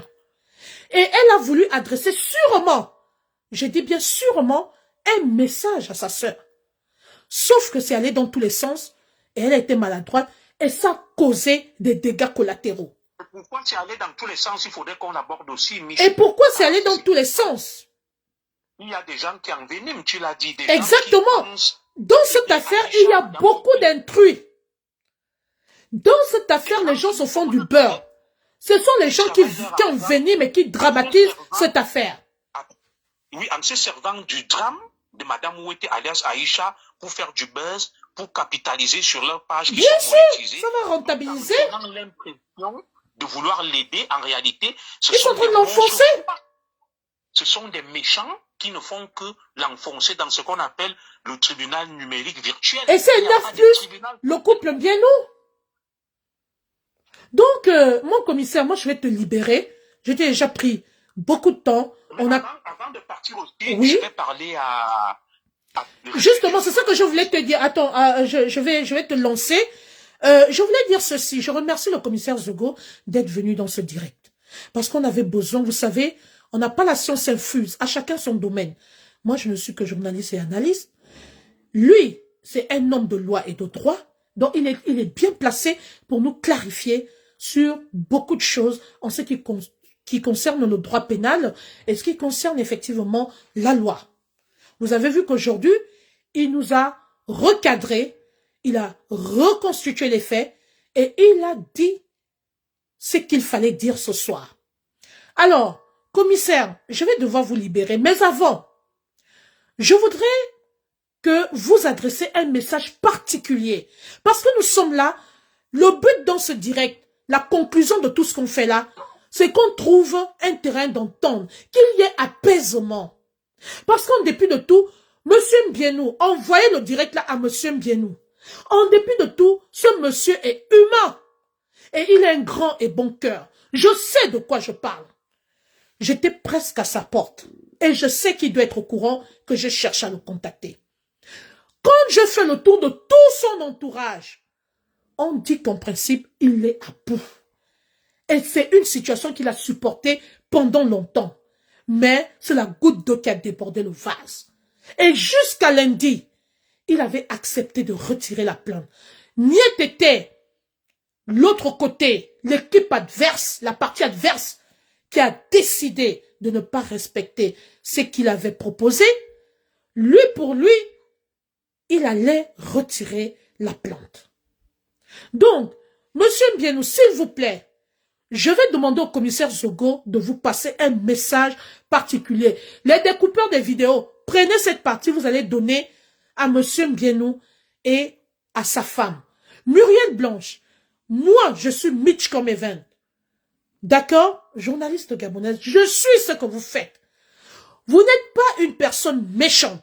J'ai vu les actions sociales que vous avez posées. Mais vous êtes une personne décisive. C'est-à-dire, quand vous en avez marre, on ne peut plus vous arrêter. Quand vous décidez, c'est très difficile de refaire volte-face. Et c'est ce qui fait que même quand on vous écrit, vous ne répondez plus. Parce que vous avez tellement supporté qu'au jour d'aujourd'hui, vous avez décidé vraiment de vous en foutre, quel qu'en soit le jugement qu'on va apporter sur vous. Vous êtes en mode cabri-mort. S'il vous plaît, Madame Muriel Blanche, je vous demande respectueusement l'apaisement. L'apaisement. Pensez aux bonnes relations que vous avez eues avec votre sœur. S'il vous plaît. La prison n'est pas bien pour les êtres humains. Même à mon pire ennemi, je ne peux pas le lui souhaiter. Vous avez été touché, frustré. Vous avez réagi. On a compris que vous êtes fâché. Mais s'il vous plaît, je vous parle dans un cadre strictement humain. Je vous prie respectueusement de reconsidérer votre décision. Monsieur Mbienou, avec tout le respect que je vous dois, je suis Mich comme Evan. Vous voulez me trouver? Je suis là, je suis en France. J'ai ce courage de vous adresser ce message. S'il vous plaît, baissez la garde. Que Dieu apaise votre cœur. Que vous puissiez apaiser la tension. S'il vous plaît, je comprends que vous avez pris des mesures en tant que non seulement personne physique, mais également personne morale. Vous protégez votre bébé qui est votre chaîne de télévision. Les propos ne vous ont pas plu. S'il vous plaît, reconsidérez votre décision. Je laisse mes propos à votre appréciation et je vous laisse réfléchir. Lorsqu'on se retrouve entre quatre murs, on réfléchit beaucoup plus. La nuit porte conseil. La décision vous revient, mais moi, c'est ma doléance et c'est mon message que je vous adresse. Maintenant, je laisse le commissaire Zogo vous parler. Commissaire, c'est à vous. Quel est le message particulier que vous pouvez adresser au couple Bianou? Et nous allons nous séparer sur cette note. Oui, merci Mich de me permettre, n'est-ce pas, de conclure ce très bel échange qui aura été très dynamique et très interactif. Moi, j'aurais plutôt un message à multiples destinataires. D'abord, je vais m'adresser à ma compatriote et sœur, Madame Bienou, alias Muriel Blanche. Je vais lui prodiguer un petit conseil. Vous savez, ma sœur, il y a un verset biblique qui dit de manière un peu prosaïque que pour vivre heureux, vivons cachés. Et Mich a appelé ça dans notre échange en off la discrétion. Il faut être discret. Parce que chaque fois qu'on affiche son luxe, ça ne peut pas plaire à tout le monde. Parce qu'il y a des gens là qui n'arrivent même pas à s'offrir un seul repas par jour. Et peut-être ça peut lui donner des idées noires et sombres. Qu'au moment où moi je crève de faim, elle affiche un luxe ostentatoire. Ça ne veut pas dire qu'on n'a pas le droit de vivre. J'invite Madame Bienou, alias Muriel Blanche, à faire preuve pas de sobriété, de discrétion et de s'afficher le moins possible. Parce que là, en s'affichant de cette manière-là, elle s'expose elle-même. D'ailleurs, j'ai cru lire qu'elle a subi des préjudices énormes avec des grossesses extra-utérines, elle a eu à perdre des enfants, elle a subi un choc émotionnel, des membres de sa famille ont été très sérieusement marqués par ces épisodes de cyberharcèlement. Il y va même de sa santé mentale et de son intérêt d'essayer, n'est-ce pas, de prendre du recul, de s'afficher moins et peut-être d'entretenir son public, ses followers, sa communauté sur d'autres sujets sans pour autant s'afficher. Moi, je suis chez moi là, j'ai des singletons, j'ai beaucoup de boissons, des moites et chandons. Si je me mets à les boire là, et peut-être il y a quelqu'un qui n'arrive pas à s'offrir un seul repas chez lui, il y a une forte probabilité qu'il m'en veuille, même s'il ne me déteste pas, et qu'il me souhaite le malheur. Donc, ça, c'est mon message à destination de Madame Bienou, alias Muriel Blanche. Et pour aller un peu dans la même lancée que toi, Mich, qu'elle essaye, n'est-ce pas, de mettre en avant le côté humain, l'humanisme, l'humanité, et de penser au beau moment qu'elle aura passé avec. Sommes que des humains perfectibles. Nul n'est parfait sur cette terre et qu'on gagne même plus en pardonnant à son ennemi qu'en le clouant au kilo. Maintenant, je vais adresser un autre message à destination de Monsieur Mbienou. Monsieur Mbienou Steven est quelqu'un que je ne connais pas, mais nous avions été en contact par personne interposée et je garde une très bonne image de lui. J'ai fait quelque chose sans qu'il m'ait donné une consigne et il a vu et il m'a remercié par personne interposée. Et de par cette petite relation que nous avons eue par personne interposée, c'est quelqu'un que je puis, n'est-ce pas, qualifier de généreux, de bon et d'empathique. Je peux me tromper. Monsieur Mbienou, j'entends et je comprends que vous ayez été indirectement, comment dirais-je, là, rabaissé de par les postures de votre épouse sur les réseaux sociaux et que vous essayez de défendre votre honneur. Mais en tant que chef de famille aussi, essayez de rectifier le tir, de demander à votre épouse de se faire discrète sur les réseaux sociaux.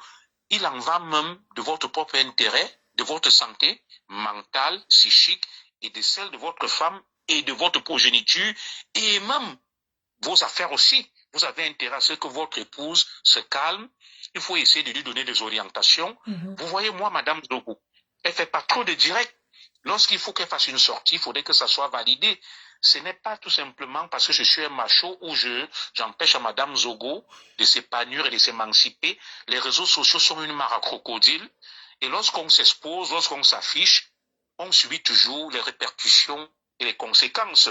Une fois, j'ai été très en colère contre mon épouse, Madame Zogo, qui avait fait un direct sans mon accord sur la page d'une sœur et d'une amie que j'apprécie beaucoup, qui me respecte aussi, ma sœur Fleur de Lille. La famille s'était unie et nous avons dit à Madame Zogo que ce qu'elle a fait, et nous n'étions pas d'accord avec elle et elle a compris la leçon. J'invite aussi Monsieur Mbienou Steven à jouer son rôle de chef de famille, à essayer, n'est-ce pas, de protéger sa progéniture, sa fratrie et sa famille en demandant à son épouse d'essayer d'être discrète, pas de se retirer des réseaux sociaux, mais d'être discrète, de ne pas être ostentatoire, exhibitionniste et de s'afficher à outrance.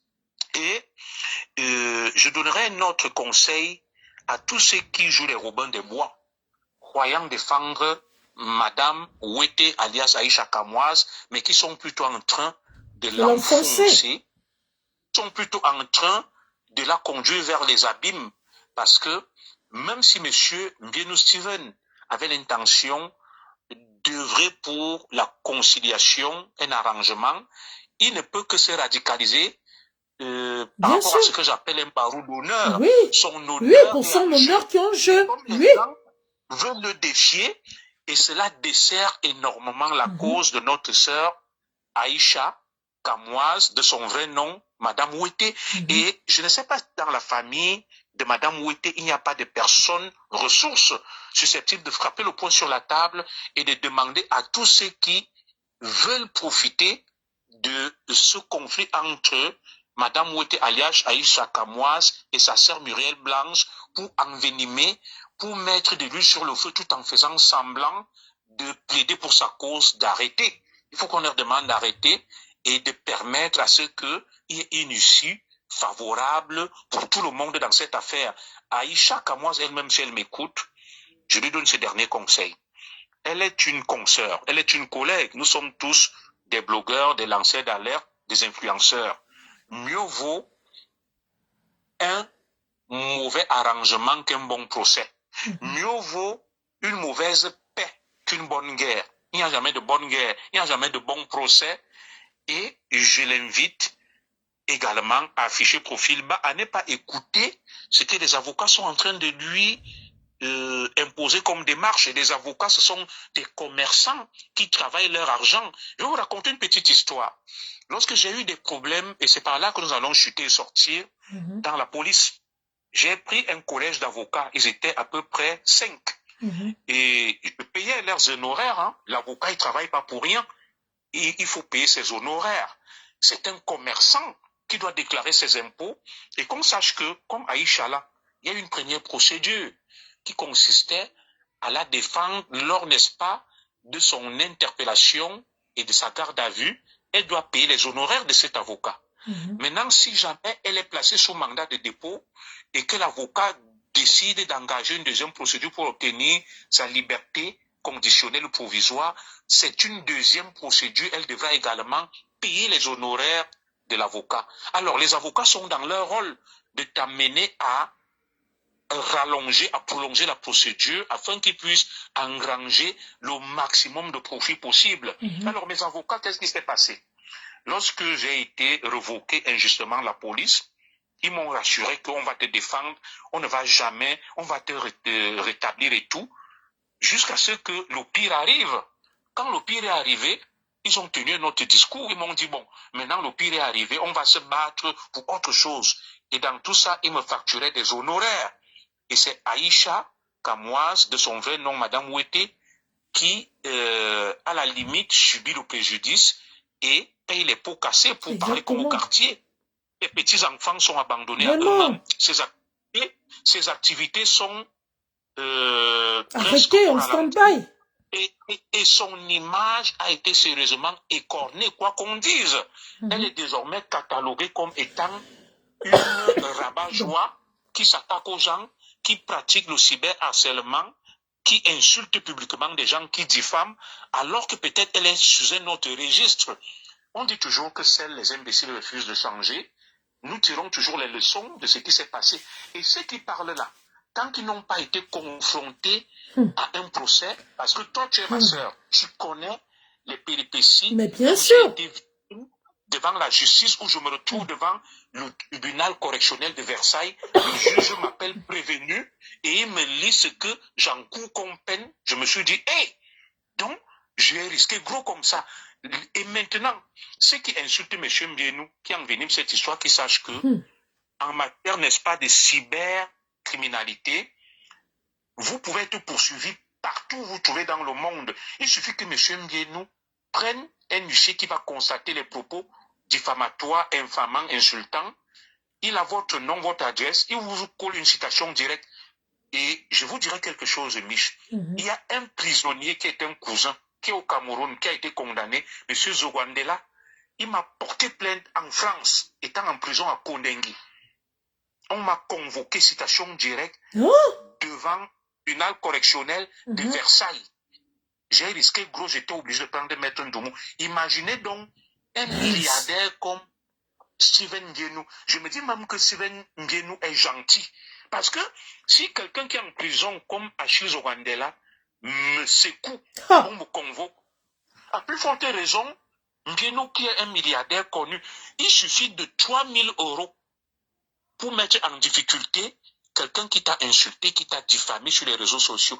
Les réseaux sociaux ne sont pas une zone non-droit où chacun va se lever, faire ce qu'il veut, et on va venir dire non, ce n'est pas grave. Je vous dis, même si vous êtes en faux profil, on peut vous dénicher sûr, et vous, on peut vous mettre à nu. Il y a ce qu'on appelle l'identifiant numérique qui permet de te retrouver. Alors, les réseaux sociaux ne sont pas une zone de non-droit. Les réseaux sociaux font partie de l'état de droit de la société et toute société est régulée par des lois et des normes. Je termine en vous disant que nous ne sommes plus dans l'état de nature dont parlait Thomas Hobbes, où l'homme est un loup pour l'homme. Nous sommes rentrés dans ce que Jean-Jacques Rousseau a appelé le contrat social, où nos instincts sont désinhibés par la norme, la loi sociale. Je peux comprendre qu'il y ait cet océan, cet univers d'ignorants, où les gens pensent que tout est permis, ils ont le droit d'insulter, de diffamer, de rabaisser, et ils vont le mettre dans le registre du game, que on ne pleure pas, on ne met pas les organes, on est sur Facebook. Non, il y a des lois qui régulent l'usage de la parole et de la liberté sur les réseaux sociaux. Voilà donc ce que je pouvais dire sur cette tragique affaire, ou cette tragique affaire vraiment triste. Weke, alias Aïcha Kamoise, contre le couple Mbienou, et je vais m'arrêter là. Merci beaucoup, commissaire Zogo, de nous avoir édifié ce soir et de nous avoir apporté un certain nombre d'éclaircissements, un certain nombre d'explications. Merci. On n'a pas la science infuse, la science infuse du savoir. Chacun d'entre nous a des limites et nous sommes là pour nous compléter. Merci encore. Excellente soirée à vous. Le message. Juste avant de partir, oui. Il y a un Jackie Fourche là. Jackie Fourche qui dit quelque chose, Mich. Oui, pardon, j'ai pas lu. Oui, qu'est-ce qu'il dit? Jackie Fourche dit, pourquoi insistez-vous? Aïcha dit mieux 100 ans de prison. Monsieur Jackie Fourche ou Madame Jackie Fourche. Je vais vous dire ceci. Les réseaux sociaux encouragent toujours les gens. On va te dire oui, ne lâche pas, continue. Mais lorsqu'on se retrouve face à la justice, on est seul à être condamné. Vous savez, j'ai des milliers de frères qui me disaient, dis ce que tu as dit, le jour où tu seras au tribunal, nous serons avec toi. Mich, je me suis retrouvé au tribunal, tu le sais, je les ai appelés, aucun n'est venu. Aucun. On dit toujours que la lecture de l'heure se fait. Retrouver seul. Ceux qui sont là, ils sont chez eux au chaud, tranquille, au calme. Il dit, mieux vaut un mauvais arrangement qu'un bon procès. Ce qui encourage Aïcha à se radicaliser, à dire non, quand elle va se retrouver placée sous mandat de dépôt, ce sont les mêmes qui vont se moquer d'elle, qui vont la tourner en ridicule. Je m'excuse d'avoir confisqué le crachoir, d'avoir été presque atteint de logorée, mais je sais que tu me supportes, tu sais que je parle beaucoup. Je vais m'arrêter définitivement cette fois-ci. Et merci de m'avoir permis de répondre à Jackie Fourche. Merci, commissaire Zogo. Excellente soirée à vous. Merci de nous avoir honorés en venant dans ce direct parce qu'effectivement, vous vouliez plus intervenir. Mais moi, je vous ai appelé, je vous ai interpellé parce qu'on avait besoin d'être éclairé.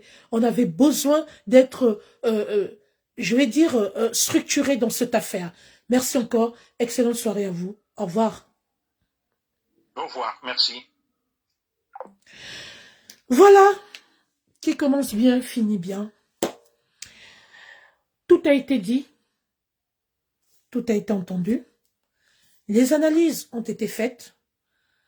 Nous avons pesé le pour et le contre. Les messages ont été adressés.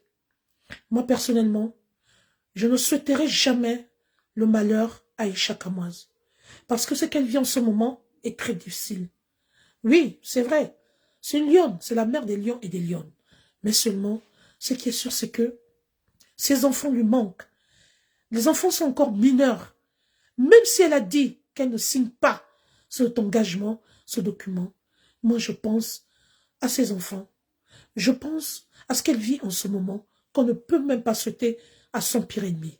Peut-être il y a un problème d'ego, peut-être elle pense qu'elle peut tenir plus longtemps, je ne sais pas. Mais moi, ça ne m'empêche pas de lui prodiguer un conseil. Aïcha Kamoise, je ne vous ai jamais vu, je ne vous ai jamais rencontré, mais j'admire ce que vous faites. Vous êtes une femme battante, vous êtes une véritable lionne. Je vous le dis du fond de mon cœur, je vous admire, j'ai beaucoup d'admiration pour vous. Mais s'il te plaît, ma sœur, essaye de reconsidérer ta décision, essaye de revoir. Pas forcément pour toi. Je te tutoie parce que, franchement, pour des personnes qui t'entourent, on m'a fait savoir que tu es une très bonne personne. Tu as une belle âme. Aïcha, pense à tes enfants. Pense à ta maman qui en souffre énormément. Vraiment, ça fait pas plaisir de voir une maman sur les réseaux sociaux qui vient interpeller ta sœur ou les personnes concernées dans cette affaire. Une maman, ça reste discret. S'il te plaît, Aïcha, je t'en supplie, au nom du respect que j'ai pour toi, au nom de la femme battante que t'es, au nom de la lionne que t'es, t'as rien attendu d'un homme. Toi-même, t'as bâti ta richesse, tes biens, le peu que t'as, par la sueur de ton front. Tu as élevé Kanoulou seul. Tu as élevé tes enfants seul. Et j'admire ton courage. Tu es une femme battante. Mais s'il te plaît, essaye de mettre ton ego de côté. Essaye de revoir les choses. Au nom de tes enfants, pour tes enfants, il faut que tu rentres en France. Tu es résidente en France, il faut que tu rentres. Les enfants ont besoin de toi. Ta famille a besoin de toi. Je vais également m'adresser aux autorités camerounaises.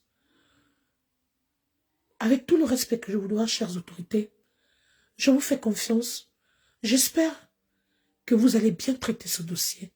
Parce que nous le suivons, mais vraiment de très près. S'il vous plaît, j'appelle à votre humanisme, en dépit de tout. Certes, vous êtes des hommes de loi, mais vous êtes également des pères et des mères de famille. Essayez de voir ce qu'il y a lieu de faire.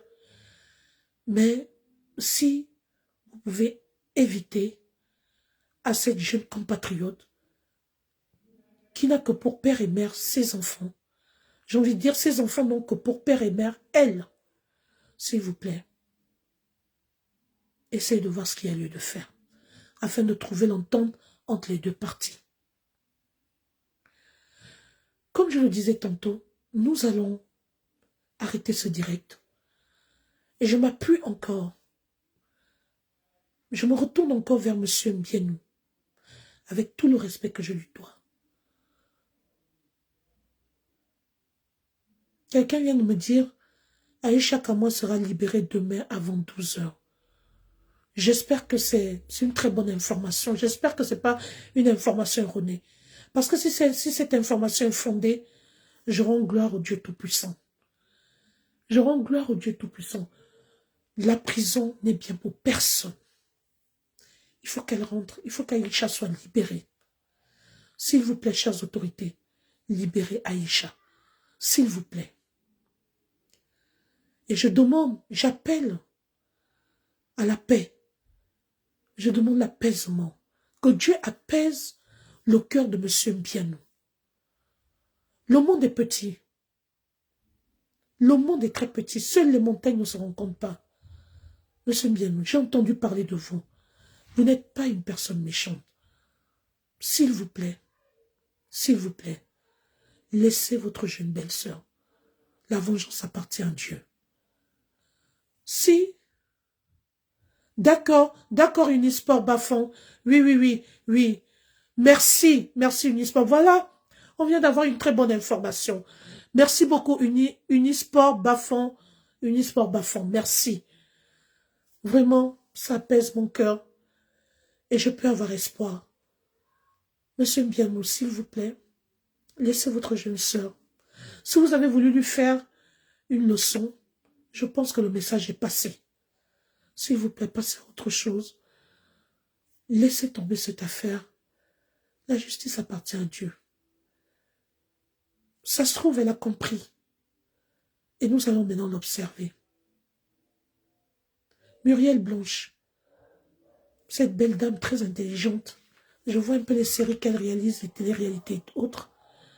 Muriel, s'il vous plaît, que le Dieu Tout-Puissant apaise votre cœur, que le Dieu Tout-Puissant baisse la colère qui est en vous et qu'on reparte sur des nouvelles bases. Merci Unisport Bafan. Gloire à Dieu. Aïcha Kamwa sort demain à 12h. Merci beaucoup. Donc nous sortons sur une note de joie. Merci. Vraiment, moi je ne pouvais pas. C'est difficile de trouver le sommeil en sachant qu'une sœur africaine est bloquée quelque part et enfermée quelque part. C'est pas de la rigolade. La prison, c'est pas une blague. C'est pas une blague. Ne serait-ce que passer même une demi-journée en garde à vue, c'est déjà pas une blague. Alors nous ne pouvons pas nous réjouir. Merci pour cette bonne nouvelle. Je sors du direct étant très contente, très satisfaite. Merci encore Unisport. Gloire à Dieu. Le Seigneur est merveilleux. Merci. Sur ce, je vous souhaite une excellente soirée. Et je vous dis que le Dieu Tout-Puissant vous garde. Nous allons nous retrouver pour une autre affaire. Parce que généralement, quand on dort, quand on se réveille, il y a un nouveau dossier. Chaque fois qu'on dort et qu'on se réveille, il y a un nouveau dossier. Mais pour ce soir, je suis très contente. Unisport Bafan est venu apaiser mon cœur, est venu me donner un beau sourire. Hein? Je suis contente. Si Aïcha sera dehors, je suis vraiment contente. Gloire à Dieu. Parce que sa place n'est pas là-bas. Et c'est une mère d'enfants. Même à son pire ennemi, mes frères et sœurs, on ne peut pas souhaiter la prison, même à son pire ennemi. Je suis sûre que si Aïcha serait descendu même à Konengi, M. Mbianou n'allait pas avoir la paix. Il devait avoir des regrets. Peut-être ne pas venir nous le montrer sur les réseaux sociaux, mais il devait avoir des regrets. Parce que c'est la pire des choses qui puissent arriver dans la vie d'une personne.